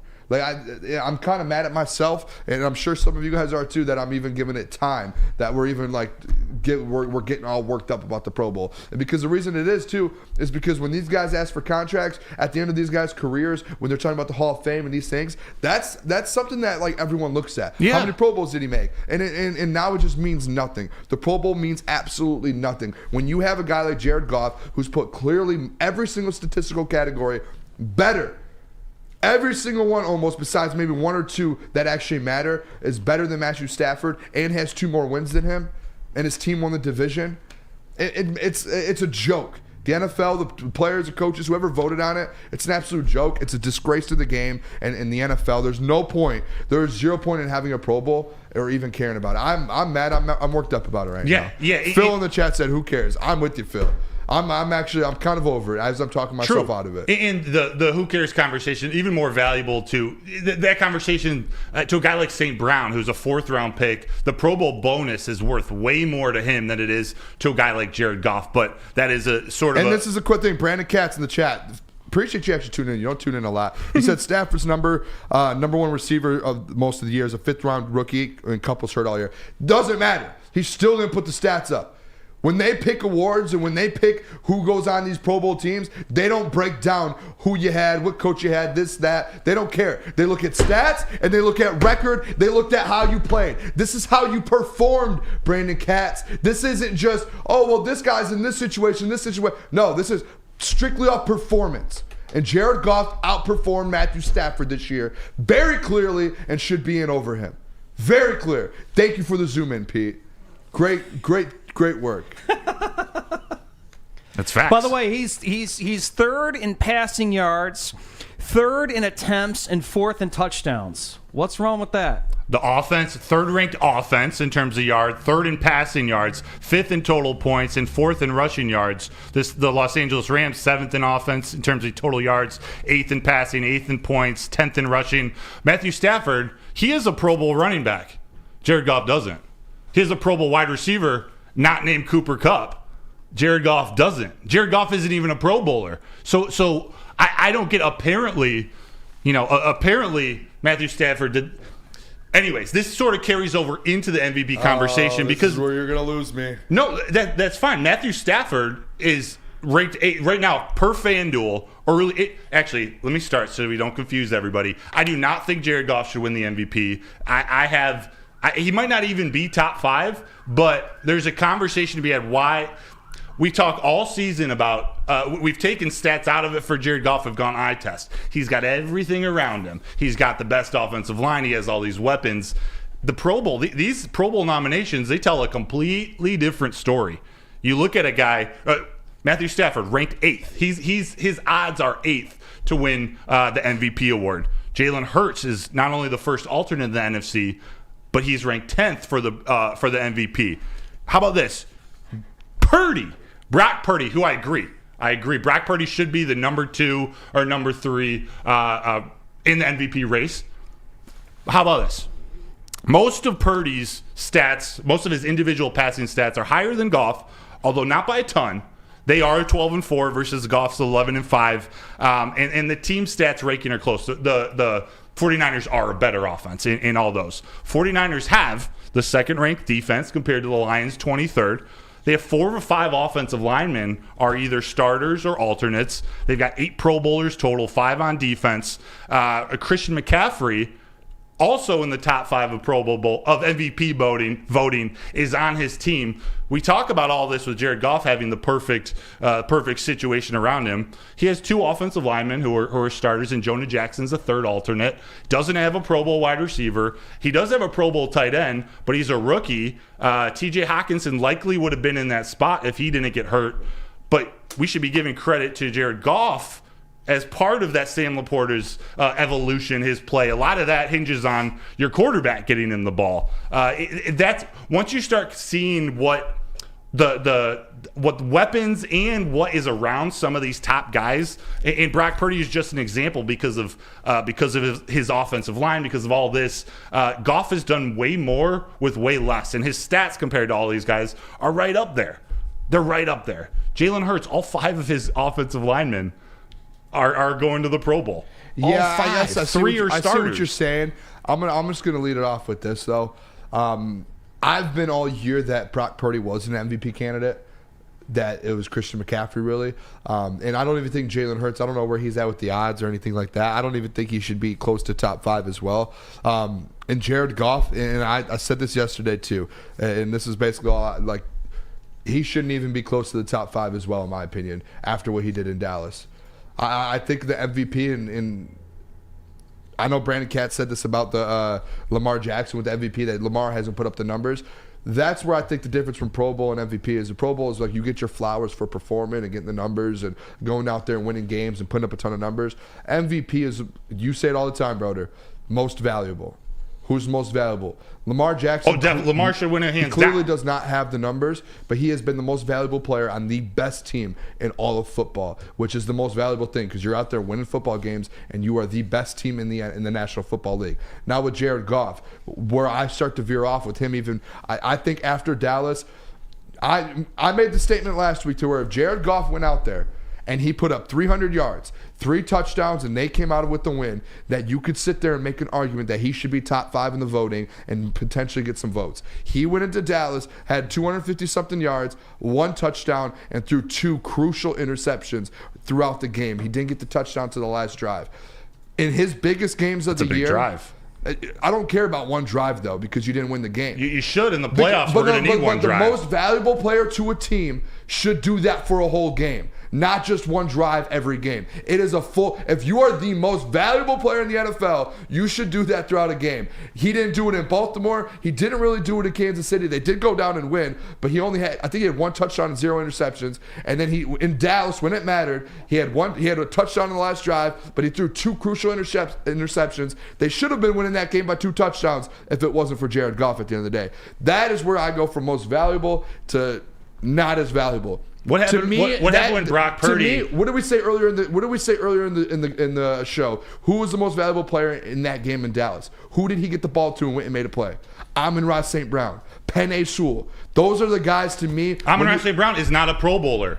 But I don't care about the Pro Bowl. We're talking about the most valuable player on the Lions. I know. I'm saying he doesn't have as much. He doesn't have Christian McCaffrey or Deebo Samuel or Brandon Ayuk. When we're talking about most valuable to a team, a player that hurts your team and hurt the Detroit Lions on Saturday night through 2 interceptions. If he doesn't throw those 2 interceptions, you win that game by 2 touchdowns, and you don't need that last drive. That is just a fact. We're talking most valuable. He hurt your team. Amon-Ra St. Brown stepped up and helped you win that game. Who got him the ball? You still got to give him the ball. When Brock Purdy, when threw 2 interceptions. How many interceptions did Brock Purdy throw in that 3-game losing streak when Trent Richardson was injured or when Deebo was injured? How many interceptions did he throw through versus Baltimore? Who? 4. And guess what happened after that? He was out of the conversation of MVP. He's still top 5. He's number 2. He has 0 chance of winning it. He will not win MVP. Broder's not talking about winning it, Booner. And I'm saying Brock Purdy should be ahead of him. You're making my point. Jared Goff should not be top 5 of the MVP votes. Should not. Fine, you can feel that way. I disagree. He is not that valuable. He's a great quarterback. He's been good. He should be in the Pro Bowl over Matthew Stafford. We're talking about most valuable on a football team. We're not talking about stats. He should be. Every single big game that Jared Goff had this year in Dallas and in Baltimore, what did he do? What about Chicago?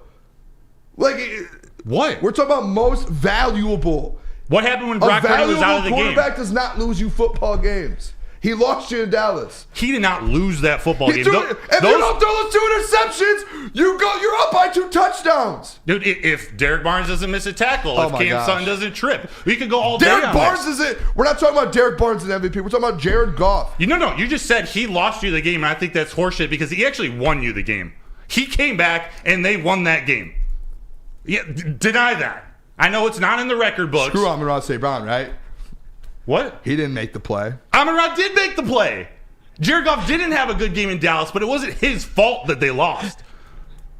Even with those 2 interceptions, I don't know. What happened when they took Brock Purdy? This seems like a stat thing. Like it's like, oh, he's put the stats up so we can have this conversation. This is trying not to be a stat thing. This is trying to be like he's working with way less. He should be ahead of Jalen Hurts, who's 10th, Patrick Mahomes, who's 9th, Matthew Stafford's 8th. Maybe Tua, we can have that conversation, but his teammates next, Tyreek Hill, Christian McCaffrey. Not top 5, I've seen multiple ones where Joe Flacco is 7th. Maybe he's not a top 5, but I got laughed at yesterday even bringing that up. Yeah, because he's not top 5. He just lost you a game in Dallas. But fine. You can feel one that touchdown way. to 2 interceptions. That's not an MVP stat line in a big game. No, but look at the team with Brock Purdy when he was missing one guy. And I don't think Brock Purdy should be. I don't care about the odds. I don't think Brock Purdy should be in there. I already said I think it should be Christian McCaffrey in the top 5 over Brock Purdy. Because when Brock Purdy went out, Sam Darnold looked fine.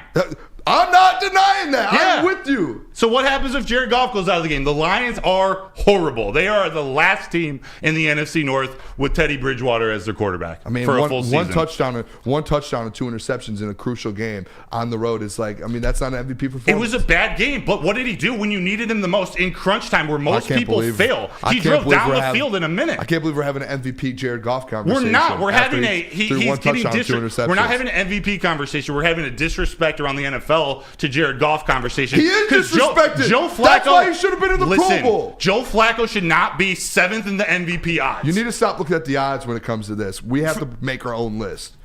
That's fine, but then let's do that. I'm looking at the odds because they're out there. This is what has been the fact that this is where all the money is.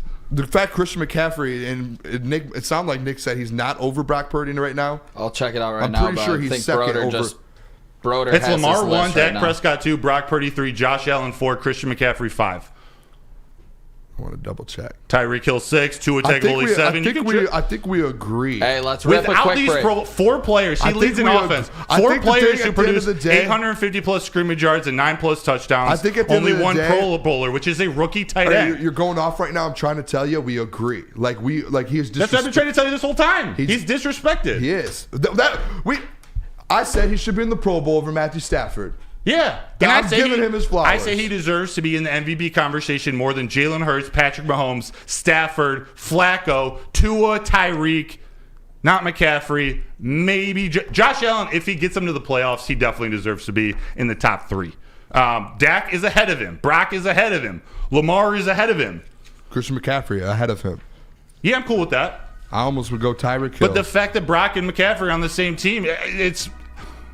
I don't know. Stats. The Brock. I think you're more upset over the Brock one.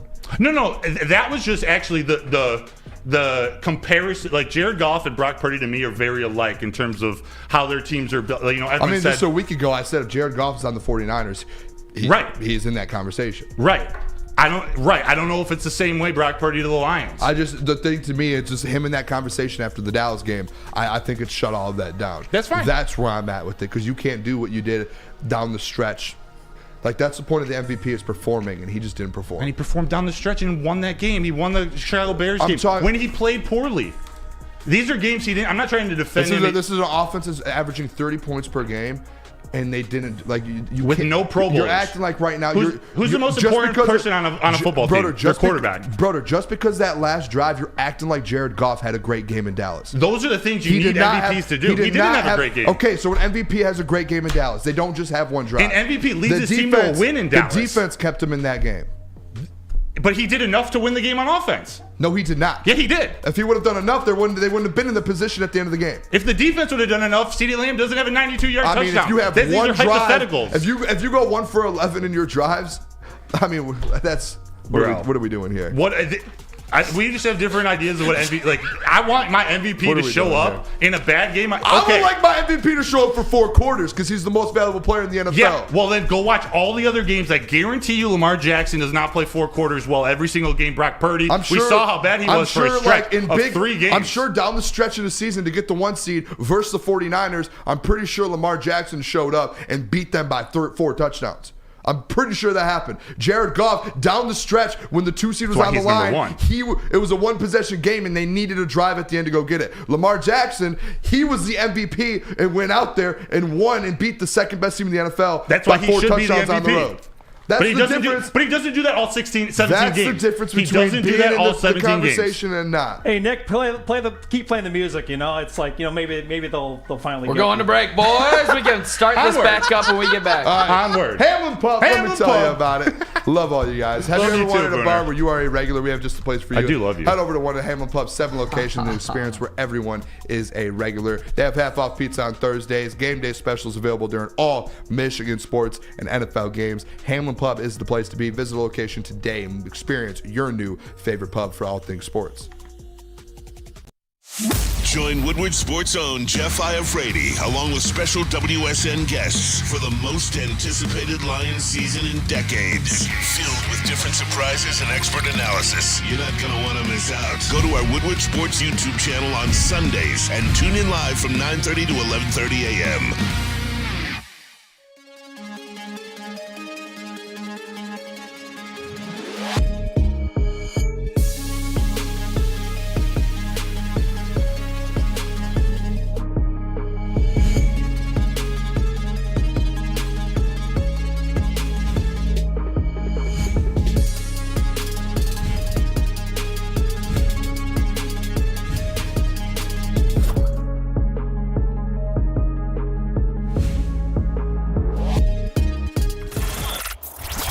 Sports' own Tom Mazaway and Sam Stick Day will be hosting our Lions postgame show after every Lions game all season long. Tune into the Woodward Sports YouTube channel for his hot off the press takes, game analysis, and Kool-Aid sipping celebrations. You won't want to miss it. Join Maz, Stick, and special guests each week immediately following every Lions game, exclusively on the WSN YouTube channel. Do you have football on the brain? Yes. Well, this winter, this football season has been awesome. So fall, this time of the year is also the perfect time to shop for your home and auto insurance. So shop it like a pro with Swiss. They cover Woodward Sports Network, and they should be covering you too. So call Mark at Swiss Insurance at 248-800-4177 and check them out at SwissINS.com. All right, we are back. It is Woodward Nights with Booner and Broder on the Woodward Sports Network. Make sure if you guys haven't yet, I don't care what side you fall on, golf MVP or golf not an MVP, hit that like button for us. Let's get up over 100. I don't know what we're at right now. I can see it here. We're at 99. Let's get to 125 by the end of this next segment. That was, I think, the first time on Woodward Nights history that we had a ton of negative comments on both sides of us. Yeah. Half of the people are like, Broder's wrong, and half the people are like, oh, Booner's wrong. That makes it a good debate. It is, yeah. I think it's a good you're conversation. very right on a lot of points, and I think I'm right on some, but that's why sports are great. I think it's a good conversation to be had. I just don't, I don't want to get into it again, but it's a good conversation to be had. We could. Let's get into, we could, definitely. I could go all day on that. Yeah. Nick, do you want to, I'm just kidding. No, yeah, what do you guys think? I've been here all year, boys. That was fun to see. A little back and forth here from the night show hosts. I think Goff, if he got that Cowboys win, would be in a top 5 conversation, sneaking in 5 or 4 to get votes. Because we got snubbed out of the loss. Same thing with the Dan Campbell Coach of the Year. I don't believe he will. Agreed. So I think 100%. that sucks for Goff, and I think that's where I'm at with that, because we got snubbed out of that win. Goff will get snubbed out of those votes. Yeah. Well, just like the Coach of the Year award, Dan Campbell can't win it without that. Exactly. Dan Campbell would have been in the conversation with the thing. Jared Goff, if that call stood, he still would have been in the MVP conversation. He still only had one touchdown, 2 interceptions. Not the conversation of 1 or 2 or 3, but he could get a vote for being 13 and 4. No, he wouldn't have gotten a vote. He could have been number 1 or number 2 in the NFC in quarterbacking that team with the numbers he's put up this year. I definitely think you could have seen him get a vote. A 2 seed. I mean, if he didn't have those 2 interceptions and they didn't struggle as bad as they did on offense, like we're acting like this offense put up 30 points. No, but look at the full sample size. It's that was one of 16 games, and he with a win, he would have been the 2 seed. Ideally, they'd be 13 and 4, first in the NFC North, first Lions team to win the NFC North ever, first division title, and like there's storylines to the MVP award. And not once have I said he deserves to win it or deserves to be over Lamar Jackson. I don't even think he deserves to be over Brock Purdy. What I'm saying is his body of work this season should be enough to get a vote, 1 vote, number 5. He won't. He's not even in the top 10. Like that's where I started heading down the rabbit hole, because he's just getting no love, and you see guys like Stafford. Top 10? He's not in top 10 of MVP odds. Oh, top 10's fine. Yeah, if he was number 8 or 9 or 10, I'd say cool. He should be in the Pro Bowl. He should be over Stafford. He should be over Jalen Hurts. He should be over freaking Joe Flacco. That's the only thing I'll agree with you on. He should be in the Pro Bowl. And I love Jared Goff, man. I've messaged him a few times. Just a few. Let's hear that. More different than a few, actually. Shout out Jared Goff. He is the man. Yes. Let's get into this for about 5 more minutes here, though. Let's just transition real quick. Talk about this Vikings game. Tomorrow, obviously, we're going to get into it very, very deep. And we're going to break down the game a lot more, resting and all of that. Obviously, for the Vikings, though, Nick Mullins has announced the starter. You guys remember 2 weeks ago, 450 yards. Threw all over us, but as well, 4 interceptions. The defense secondary stepped up, got the job done. I think the only concern, at least to me, at the end of the day, is just Justin Jefferson. I think that's how I look at this game. If the Lions, if they're smart and Ben Johnson's smart, they just go into this Vikings game, ground and pound, ground and pound, ground and pound. David Montgomery, Jahmyr Gibbs, just boom, boom, boom, boom, boom. Get up really big, get those guys each to 1,000 yards, take them out. Half of third quarter, fourth quarter, rest everyone else, put Teddy 2 gloves in, move on. That's how I'm looking at this game. Perfect scenario, perfect world. That's how it works out to me. Is you get Sam Laporta, let him break this. I think he has like a couple catches to break the Lions record. I think he would have like every Lions tight end record, not just rookie, but like actual tight end. I think he gets time. Yeah, I think he gets everything. So let him break the record. Let the running backs go do their thing, because if you're ground and pound, you're going to win this game. Let those guys go off. I remember we talked about it yesterday. David Montgomery had like 80 yards. Gibbs had 80 yards and Montgomery had 55. Side note, David Montgomery is a Pro Bowl snub too. Arguably over Jahmyr Gibbs. Maybe not Jahmyr Gibbs, but Jahmyr Gibbs should get in before. There's a reason Jahmyr Gibbs was the first alternate. Compare him to DeAndre Swift. Honestly, I think both Jahmyr Gibbs and David Montgomery should be in there. But I am cool with Williams from LA.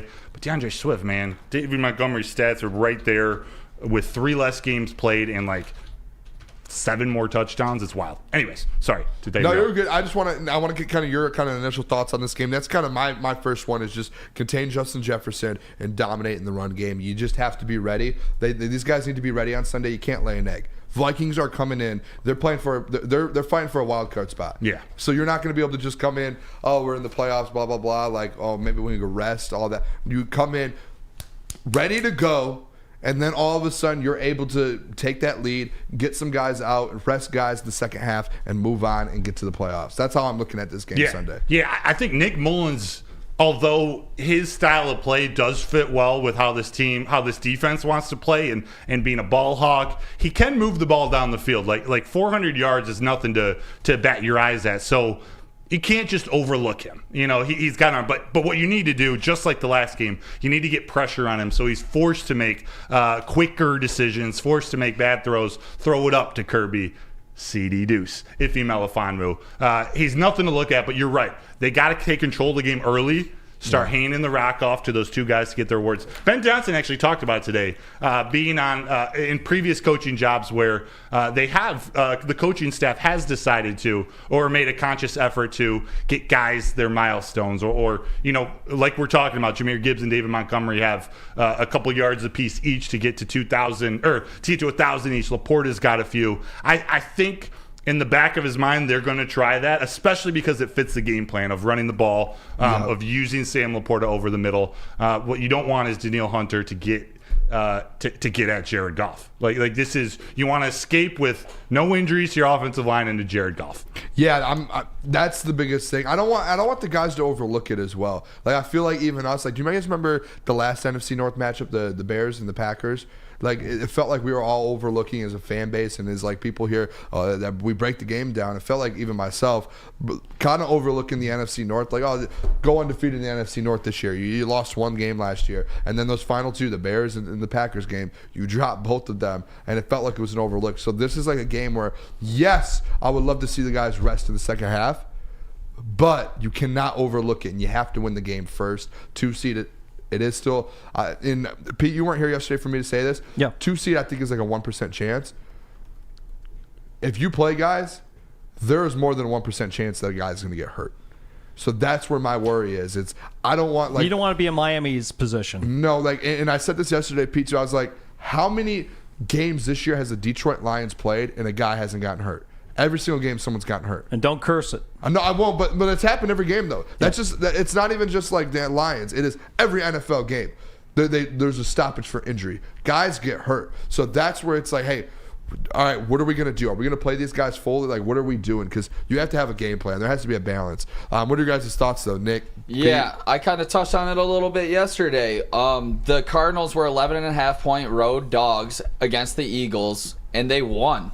So it's like nothing can, like, never say never in the NFL. I could see the Cowboys choking. The Cowboys do choke. We all know this. Yes, they do. The Cowboys love to choke. I could see it's a division game, and the Commanders, I know they don't have anything to play for here, but either did the Houston Texans last year when they choked the number 1 pick in Week 18. That happened. So anything can happen in the NFL. Take care of business, defend the den, win at home.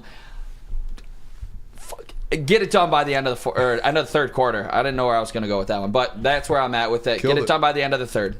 Love it. Pete, do you have anything on this Vikings game for initial just kind of reactions going into it? The meatloaf. Yes, absolutely, Broder.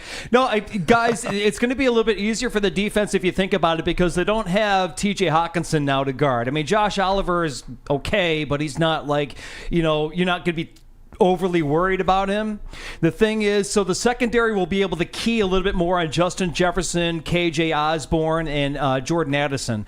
So the thing is that I think the linebackers here are going to be key. Shut down the run game. I don't think the game is going to be like a blowout in any sense. I think it's going to be a close game, to be honest with you. But as long as you can get Gardner Johnson some work and Branch needs some more work as well. He's a rookie. I just think that it's going to be a little bit easier for the defense in this game, but they're going to have to pretty much watch the play action. Play action will be the key, I think, for the Lions to win. I think too, real quick. I think with these guys coming back, CJ coming back with the secondary, I think it's going to help a lot. Like there's going to be games like you see guys come back from injury. Maybe it's like a blowout or a week 18. It's not a big deal, but with Justin Jefferson, with Nick Mullins throwing for 450 yards last time in those interceptions, CJ Gardner-Johnson, it's a perfect game for him to get his feet under him and get a feel for a playoff atmosphere. Because Ford Field, Nick, you're going, I still think it's going to be a playoff atmosphere. I feel like people want to see, I've seen a lot of people talking about going to this game. Especially because of what happened last week. There's just pent-up energy. They just want to be out there and support the team. I think it would be a lot less exciting of a game or less energy in that building. Not that there wouldn't be any, but a lot less if they didn't have what happened to them against Dallas. Yeah, this is our first home game, if I'm not mistaken, since we clinched. Is that? That's true. Yeah. Yeah. So, yes, we will. Obviously, I'll be there, but it's going to be loud, and these fans are ready to roll. This is not a season that anybody takes for granted. We won the division. We're going to show out loud and proud, and make sure we keep Minnesota out of the playoffs. Broder, do you know if they're going to raise the banner or not? Ooh, that's a good question. That's a good question. I don't question. know that answer for sure, but I'll need to find that out tomorrow. Well, we know you and I both know that there is a banner. Hang on, I'm just loading it up. We In both the practice, know. yeah. We I both think we know showed that there's- yesterday. Yeah, we got that one yesterday, Pete. Hey-o. Hell Shout out yeah, to let's 20 go. Courtesy that of one. Tim Twentyman, That is awesome. Detroit Lions reporter, Looks writer and beautiful. reporter. I could get used to that, man. Yeah, first ever. Detroit Lions, NFC North champions. I could say that a million times. And one real quick PSA. Decker reported. He sure did. He did. You know what? I drive like over an hour every single day, an hour to work and then back on 75 and 53 and all these. I see those signs all day.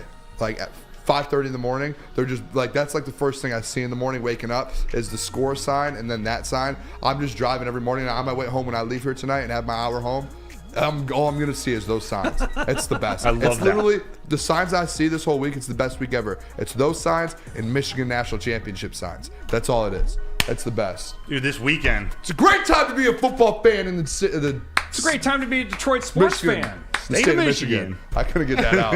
All right, brother, tell us about Dispo. Oh, I'll tell you about Dispo. Speaking of starting the new year lifted, you can visit Dispo Dispensary today because they got exclusive New Year deals. You can experience Dispo Dispensary. They have a team that curates an unbelievable atmosphere mixed with fresh inventory from Michigan's largest variety of products. So come through or order on Dispo Dash today. New year, new deals, same plug. That's Dispo Dispensary. Find them at disposhops.com. They are your local cannabis plug.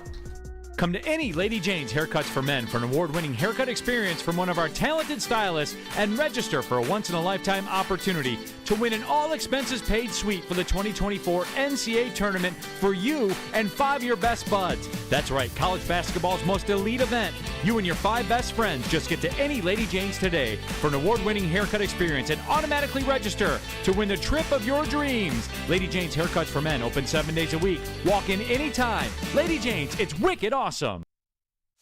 Join Woodward Sports' own Jeff Iafrate along with special WSN guests for the most anticipated Lions season in decades. Filled with different surprises and expert analysis. You're not going to want to miss out. Go to our Woodward Sports YouTube channel on Sundays and tune in live from 9:30 to 11:30 a.m. Savor the heart of home at Big Boy with our all-new down-home comfort dishes. Feast on home-style goodness with our Southern Comfort Chicken Bowl, veal parmigiana, and apple pie hotcakes. The down-home delight doesn't stop there. Potato pancakes are back. Dive into the richness of our perfectly crafted potatoes with our classic potato pancakes and our stuffed potato pancakes. Top off your meal with our new gingerbread shake, a seamless blend of creamy vanilla and sweet gingerbread flavors. Nothing beats the comforting taste of down-home cooking. Enjoy every bite, only at Big Boy. Since 1996, Feldman Chevrolet, Feldman Automotive has been driven to provide a fast, convenient, and reliable car buying experience. They call it the Feldman Advantage. They have 18 locations, so there's got to be a dealership in your backyard. You just got to visit feldmanauto.com to find the location nearest you. Also, check out Woodward Sports there every other Monday. We got the Morning Wood Show and Big D Energy. It's what makes Feldman Chevrolet Detroit's #1 Chevy dealer. All right, welcome back. It is Woodward Nights with Booner and Broder on the Woodward Sports Network. Appreciate you guys all tuning in here on a Thursday night. No more Thursday night football. So you guys get to hang out with us here going forward. We got 115 likes. Everyone can hit that like button. Let's get to 150 here before we get to our next segment. I'm just reading the chat here. The chat is hilarious, man. I love our chat. And I want to say this as well, Brandon Katz. It's an honor to have you in our chat. I mean, I'm not giving him the time. I'm just saying, but it might mean our show made it a little bit that we've never had Brandon Katz in our chat. That's like giving a serial killer time on the nightly news. You're like, it's sometimes you want the haters to come in. Brandon also, Katz. Jared Goff has a higher quarterback rating than Matthew Stafford. Fact check. It's true. Without a Pro Bowl running back or wide receiver. Want to get into this a little bit. We talked about it yesterday for a little bit. A small segment. It wasn't quick, and we have another small segment here. But want to bring this up. the potential for some history to be made on Sunday with these running backs. The little booklet that you gave me that all of the reporters get and stuff, it's like a thick, I call it the Lions Bible every week. They have a nickname for the running back duo. And it's something. It's not. What is the one that everyone says? Flash and lightning. Peanut butter and jelly. Flash and something. Oh, lightning and thunder and lightning. Thunder and lightning. Guess what theirs is? And I saw it in the Lions Bible today. Is it peanut butter and jelly? It's lightning and lightning. Both light. They in parentheses they had Gibbs and D-Mont, and in parentheses it said lightning and lightning. Does that make Laporta and St. Brown Thunder and Thunder? Because they're all, what is it? 850 plus scrimmage yards and 9 plus tutties? I don't know. I didn't know the 9 plus tutties. The only thing I saw was Tim Twentyman put out, said the Lions are the first team ever in NFL history to have 4 players with at least 850 yards from the scrimmage. Wait, say it one more time? The Detroit Lions are the first NFL team in the history of the NFL to ever have 4 players with at least 850 yards from the line of scrimmage. D-Mont, Gibbs, Laporta, and St. Brown. See, I have the information I have is there's only one other group to do it. It was Peyton Manning with Marvin Harrison, Edgar and James, Reggie Wayne, and Brandon Stokely in 2004. That's about right. Yeah. Also, 3 of those are Pro Bowlers. I want to let me look at my. I remember watching those games. That's about right. Yeah, there are only 3 of those 4 were Pro Bowlers, and in the Lions foursome, there's only one. It was tight end Sam Laporta. They must have someone like really talented getting him the ball. This is per Tim Twentyman. This is per Tim Twentyman on the Lions website. The Lions are the first team in NFL's history to have 4 players with at least 9 touchdowns, 850 scrimmage yards. I overread this one. And 9 touchdowns. That is David Montgomery, Jahmyr Gibbs, Amon-Ra St. Brown, and Sam Laporta. By the number. You know what also surprises me? The greatest show on turf is not on that list. What was that? The greatest show on turf is not on that list. I'm shocked. Right. Marshall Faulk, Torrey Holt, Zahir Hakeem. Isaac Bruce. I used to call him Ice Pack Bruce because he got hurt a lot. We have to do some stat checks. Because it's either Tim Twentyman's wrong or you're wrong, and I don't know what to do here. He said and 9 touchdowns. That was not on Broder's stat. Yeah, I think I have like that. I have that stat too, and I think that was from Detroit Lions PR on Twitter. We'll see. I'll find out right now. Someone's getting fired. It was it. At least it's not me. I didn't say it. It's not Booner. I'm good. I just got the stat from Tim Twentyman. I don't know what else to do. Here we go. Detroit Lions PR. Detroit Lions PR, January 1st. The only teams in NFL history to have 4 players produce 850 plus scrimmage yards and 9 plus touchdowns in a single season are the 2023 Detroit Lions with Montgomery, Gibbs, Amon-Ra, and Laporta, and the 2004 Colts. Marvin Harrison, Edgar and James, Reggie Wayne, and Brandon Stokely. So only 2. Okay, so Tim does a great job. He does. Remember when yesterday we were arguing, or we were talking about something? I said, doesn't he have 10 touchatowns? Yes. And you were like, no, he's got 9. Rushing? No, that's what I was at. Like, because I had 10. I got that from Tim Twentyman. Oh. From the article. But bro, what are you doing? Don't do that to back to back. What? Shout out to him, man. No. Tim Twentyman slander. He's awesome. He's awesome. I would love to meet him and have him on the show one day. By the way, Twentyman in the Huddle is one of my favorite. Could we get him on the show? Maybe. He's been on E&E. He's been on the heavyweights. I think he's been on the morning show. I think he might have been on even BDE at one point. Not after this segment. The only show he hasn't been on is Woodward Nights, I think. In the nighttime. But no, a couple things with that though. A lot of guys throughout, and this has been a thing.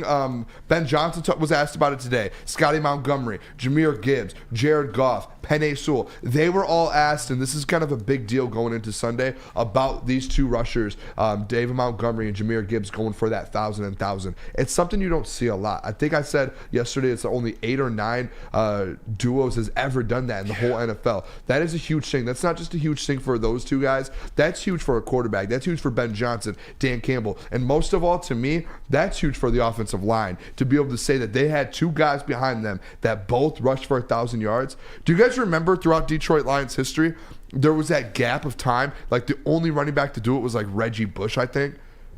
Oh, you mean after Barry? Yeah, like no one did it. There was just like a year. Like, I don't know. I don't want to say how many years, because I don't remember the exact amount of years. But we just didn't have 1,000 yard. Well, it wasn't the Greg Hill, Ron Rivers era. I can tell you that. It was like through the Matthew Stafford. It was like right after Stafford. It was like 1,000 yard rusher or 100 yard games. Yo, Like, that's remember what it that was was a too. massive stat? I'm just like, do you guys remember going through that and it just being like, we could not get a running back. No one could ever do it. Right. Reggie Bush came in and I think he had the 100-yard game. I can't remember. I think he had the 1,000-yard year. I can't remember. He did. But it was like, we were like, oh my gosh, like what's happening? This guy's and awesome. now, yeah, we were like, oh my gosh, we have a running back. Now you have two of them in Detroit. And it's not just two normal, like it's David Montgomery you have for the next 2 years after this, and he is a dog. He puts his head down. He is an absolute bowling ball. That dude runs so hard and will finish every single run. And then you have one of the best, in my opinion, running backs in the NFL right now in Jahmyr Gibbs, who's one of the most elusive. Dudes he can cut anywhere he wants. His speed is insane. His acceleration, he has it all. He's going to be a future all-pro player at that position. And I mean, I feel like we're spoiled at this point now. I feel like we're absolutely spoiled. Yeah. 100p, and the biggest reason why we have that is because our offensive line, especially when they're healthy, they absolutely ball out, and it's so great to see, and that helps Goff out big time in the play action, and that's why our offense is a top 5 offense in my opinion. That's why they're so dynamic. Yeah, I agree. And let's go to break. We'll come back.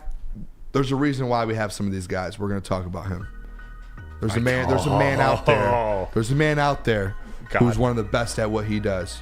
Let me tell you guys about Big Boy, though. Oh, he is a big boy. Is it Big Boy Pete, or do we have a different read? Yeah, it is. Hang on. Let me just put on the right camera, and there we go. Now we can do it. Hey, Big Boy. Wintertime in Detroit, it is always better with comfort foods from Big Boy. Try the veal parmesan or the new Southern Comfort Chicken Bowl. How about some breakfast? They have the stuffed potato pancakes. They are back. The classic lumberjack or Santa Fe Garden. Also, the new apple pie hotcakes. They are too good to miss. And you can top it all off with the new gingerbread shake for dessert. Make sure for all of the beautiful foods, stop over by your local Big Boy today.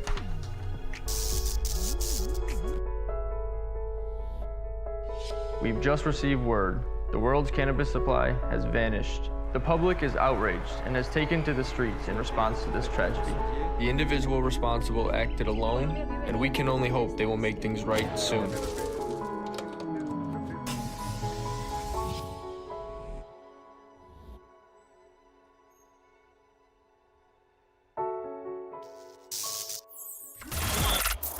Woodward Sports' own Tom Mazaway and Sam Stick Day will be hosting our Lions postgame show after every Lions game all season long. Tune into the Woodward Sports YouTube channel for his hot-off-the-press takes, game analysis, and Kool-Aid sipping celebrations. You won't want to miss it. Join Maz, Stick, and special guests each week immediately following every Lions game, exclusively on the WSN YouTube channel.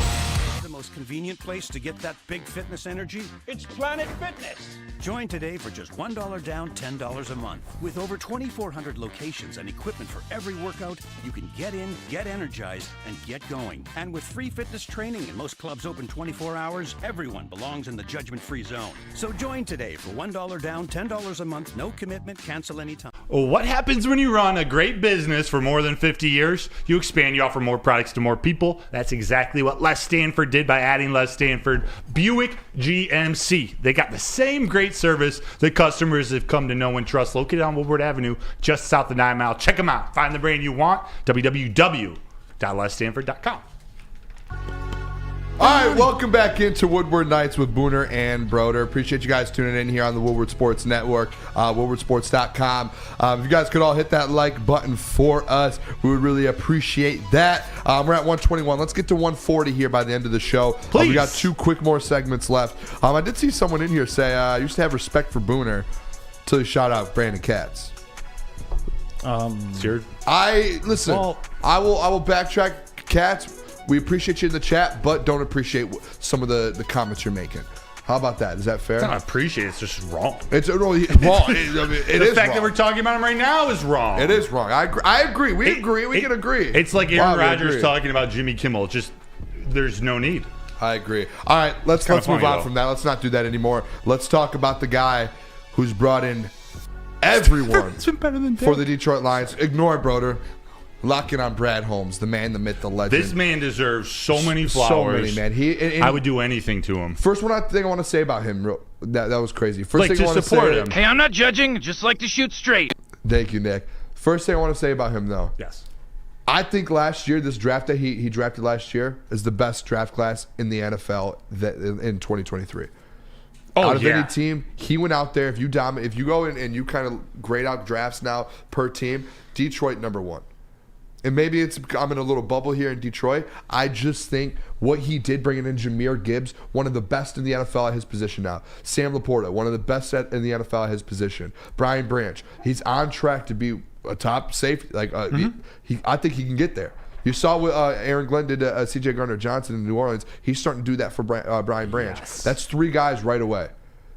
And then Jack Campbell, who's turning into a starting linebacker in the NFL, a tough position to come in and compete right away, and he's done that. You got Hendon Hooker, who's a backup, and obviously you got a ton of different pieces there. Brad Holmes went out there and got 4 starters. 4 starters in one draft. And these are all guys who make plays and are kind of elite at their job, like very elite at their job. Yeah. And he deserves all the credit. On top of that, his last few draft classes, Pete, if you want to throw up that one graphic there, it has like the 4 corners and the tweet in the middle of it. But he's also Cooper DeJean. Pro Bowlers. Brad has officially drafted 4 Pro Bowlers thus far in his 3 years. See, this is incredible. On there. I don't know if he should be on there, actually. He was are they counting him as going to the Pro Bowl last year? I think he was an alternate that ended up getting a spot. I just noticed that. Correct me, but has 4 Pro Bowlers so far in his 3 years in Detroit. He went to the Pro Bowl. I don't know if he was voted in as a star. I don't know how that all. But I mean, look at those 3. Just hit me. I don't know who. 2 of them were very small. Although he could have picked Micah Parsons, he went with Penei Sewell, and I love that. Aiden Hutchinson at number 2.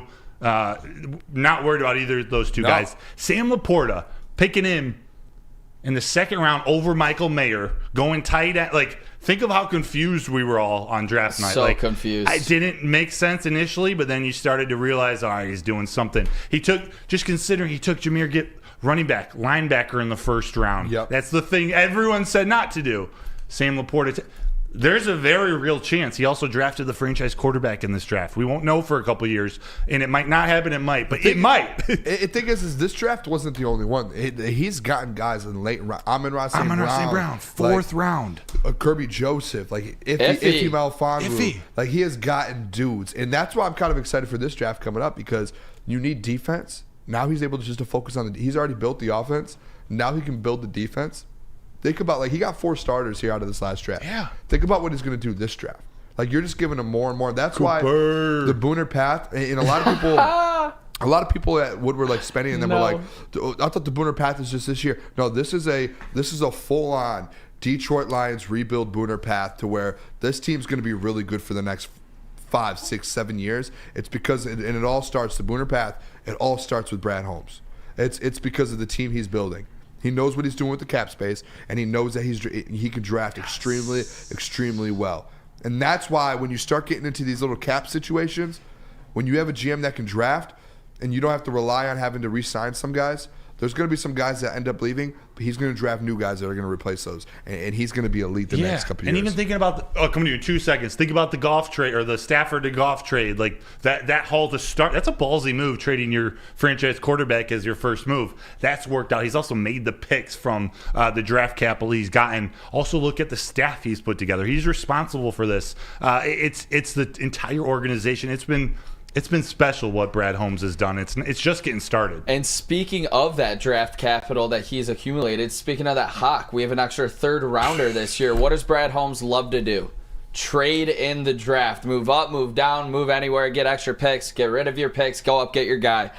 I love that we haven't had to talk about the draft once this whole entire year. I'm just going to bring up, I could see him going up for a D lineman to potentially pair up with Hutch, or trade back and maybe go O lineman in the 1st. I kind of like that in the interior with Frank Ragnow in his toe and possibly Jonah Jackson being on the way out there. I'm definitely down. And I would trust any of the guys he picks. Yeah, 100%. I trust Brad Holmes go forward. Yeah, there was a thing to where it was when that draft happened last year, there was a little hour or so. I just saw today. I saw a tweet that I put out. I think that night, or it was the next morning before we did the day 2 show that I was on, and I tweeted out and I said, listen, Brad Holmes just went out there and just cooked for the first day. And then in the second day, he did the same thing. I was like, you guys have to. And it was a tweet just randomly popped up on and it was literally the second day of the draft, and I was like, trust in Brad Holmes. These guys that he brought in, trust in him. He has never veered us wrong. He has always drafted guys to where you might be like, oh, whoa, what? And then they end up working out. And he proved it, and he went out there and he did his job, and he did it at a very high level. Yeah, and if I'm going to flip the golf conversation on myself, if you take the route that, okay, he's not very good or he's not very elite, Brad Holmes has built a team now that is 11-5 NFC North champions with Goff as your quarterback, or with these guys. It's been a special couple of years, and again, it's just getting started. Like Brad Holmes, you know how you talk about whether it's college coaches, wanting to get their recruits in, it takes 3 to 4 years. He wants to build this foundation. The Lions are already NFC North champions, and this is just the start. He's still building the foundation. Yeah. I also like the free agents he's gotten. I know they've gotten hurt. I'm going to ramble here for 2 seconds. Free agents gotten hurt. I love the moves he made with Cam Sutton and Emmanuel Mosley and C.J. Gardner-Johnson. Like, he's been able to do this. It's an exciting time to be a Lions fan. All right, we're gonna go to break one last time. We have one more break here that we have to hit. We're gonna go a couple minutes because we are about 5 behind just from starting a little late. So we're gonna kind of just do mailbag here for the last eight or so minutes. Let me tell you guys, Lady Jane's. Come over to Lady Jane's Haircuts for Men for an award-winning haircut experience. Register to win a trip of your dreams, an all-expenses paid suite for the 2024 NCAA tournament. That is right. No expenses spared for you and 5 of your best buds. If you want to take the room here, you could take us. Even Pete will come with you. That is Lady Jane's Haircuts for Men, open 7 days a week. Walk in anytime. It is wicked awesome. Stop searching for a vehicle and start finding one. Les Stanford Chevrolet Cadillac makes it easy. We harness the power of multiple dealerships and own the biggest selection of GM brands in the area to get you the car you need. With the Les Stanford Group, you'll have access to 4 different dealerships, providing you with more makes, more models, and more choices. We're connected to more than 1,000 vehicles, and with so many high-quality CPO vehicles available, you'll find new car quality at pre-owned prices. You can start and end your search at lesstanford.com today. Your home is your most important asset. Flexibility in the sales process is key. When you work with Mark White & Associates, you can cancel at any time, for any reason, without penalty. Speaking of flexibility, check this out. Who you work with matters. Hire the best broker in the game.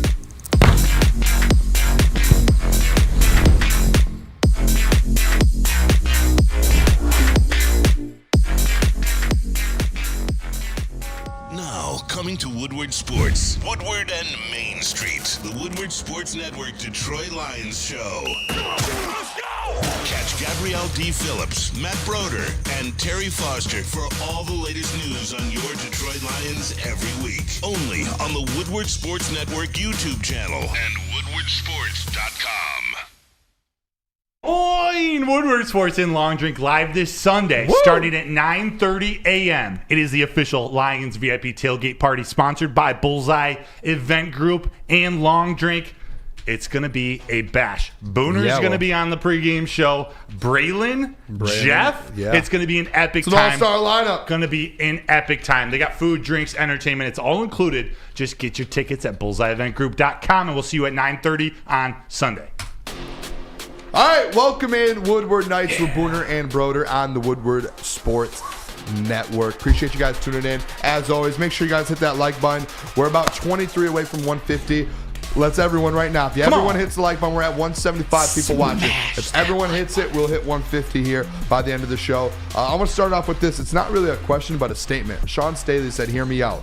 The whole 2-point conversion thing was BS, but why did they still run the trick play if they announced that Skip and Decker is not eligible? I'll tell you this. First of all, the guys on the field, you're in a hostile environment, very loud. I'm sure the offense did not hear Jared Goff and them. They did not hear. Even if Dan Campbell or someone on the sideline heard that, they did not have a timeout to use, so they weren't able to stop the play. The play was going to go on no matter what. Maybe they could have tried to yell over there as quick as possible, hey, Decker's not it. The thing is, that brings all the attention. Like, the point is to deceive. But at that point, like, if there's a way you can communicate to your quarterback quick enough to make it audible or something like that's the only thing that can happen. That's best case scenario. They had no timeouts. You had no timeout, and you're on the road where Dan probably didn't hear it. Ben probably didn't hear it. The defense didn't hear it. They were told and didn't hear it on the audio. And they didn't realize it as well. After the play, they all went to the sideline. It was 45 seconds before the flag was thrown. So it was a mess up on everybody. There's not much the Lions could do. All right. Mailbag, the away fan from each person. Who's a non-Detroit athlete that you've always enjoyed watching? For example, he loved Brett Favre, Reggie White, Mark McGuire, Olaf Kolzig, Ole the goalie, and Chris Pronger. Much love, Red Wings at 10:30. First one. Oh yeah, shout out to Wings tonight. They do play late game, man. I'll be driving home during it. I'll be listening. First one, I'm gonna go a basketball one. Kobe Bryant. Oh yeah. That was growing up. He got me into sports. So Kobe. And number 2, I'm gonna go football. Tom Brady. I used to love watching Tom Brady. I know that's like he's the greatest. I was a Tom Brady guy. So. He's, there's something about Tom Brady and his 2-minute drives when the team's down. Like, there's something so special about a quarterback who can come in and play well in the clutch. Let me talk to you. Yeah, Nick, what about you? Booner? This one's going to kind of hurt to say out loud, but it was one of my first jerseys when I was a kid. I'm sure it was even harder for my dad to buy. It was a Brian Urlacher jersey. I loved Brian Urlacher on the Bears. The guy was an elite middle linebacker. He was so much fun to watch. He took control of the defense, completely read the other team's quarterbacks. Most of the time it was ours. Those were not good Lions teams, but he was a lot of fun to watch. Hard to admit because Brian he's a Bear, but Urlacher was he was insane. Pete? Real quick, Wayne Gretzky, and on the football side, William Refrigerator Perry. Love it. Can you go 2-shot? I want the chat to guess who my favorite non-Detroit athlete was. Also, go Wings. Shout out the away fan. Let's go. Big dub tonight incoming. So just any baseball player? No, do it again. Do it again. Oh, I got it. We KG. know who that is. KG. He has a father with the same name. KG. Shout out KG. What is it?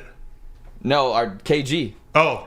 He has a father with the same name. KG. Ken Griffey Jr. Yeah, exactly. Right. That was my guy. The kid, swing man, wore his hat backwards in the batting in the home run derby. Yep. I loved watching Ken Griffey Jr. The only father-son duo to ever play in the same game on the same team. Yes, shout out. Yes. I'd always play.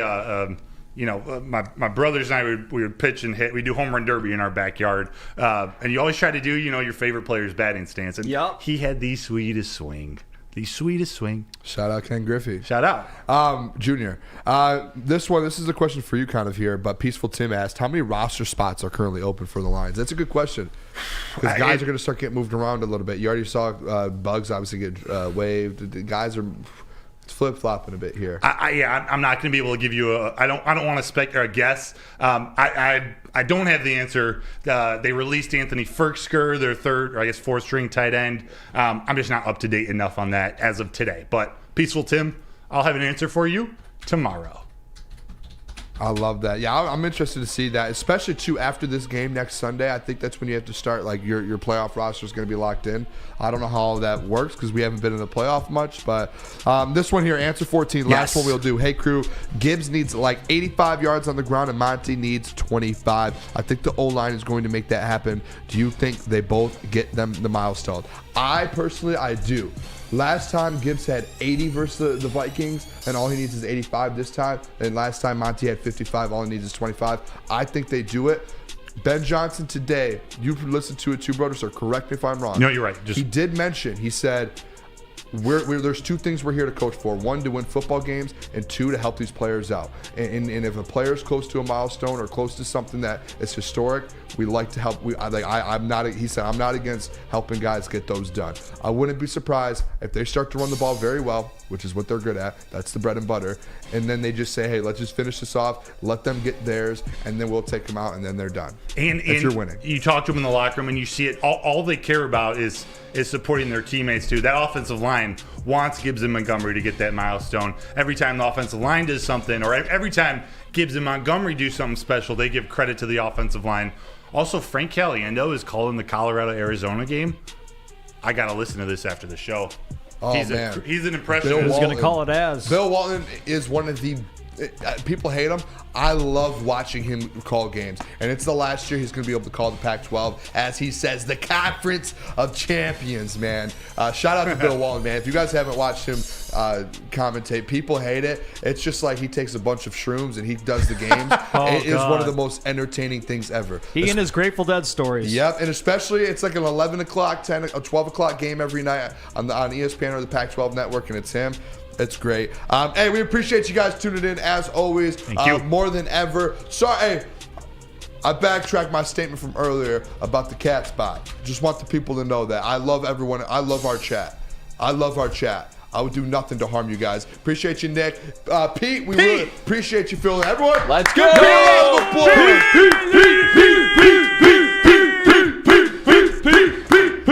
You're welcome back on Woodward Nights anytime. Oh, yeah. And Broder, I appreciate that, you. It was boys. always a great show today, bro. Yeah, hug. Let's hug it out. Aww. And we'll see you guys tomorrow. Make sure Morning Woodward Show, 8 a.m.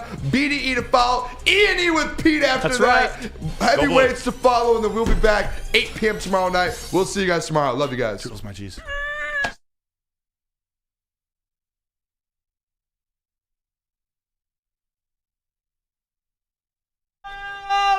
Mics are hot. Mics are hot. There we go.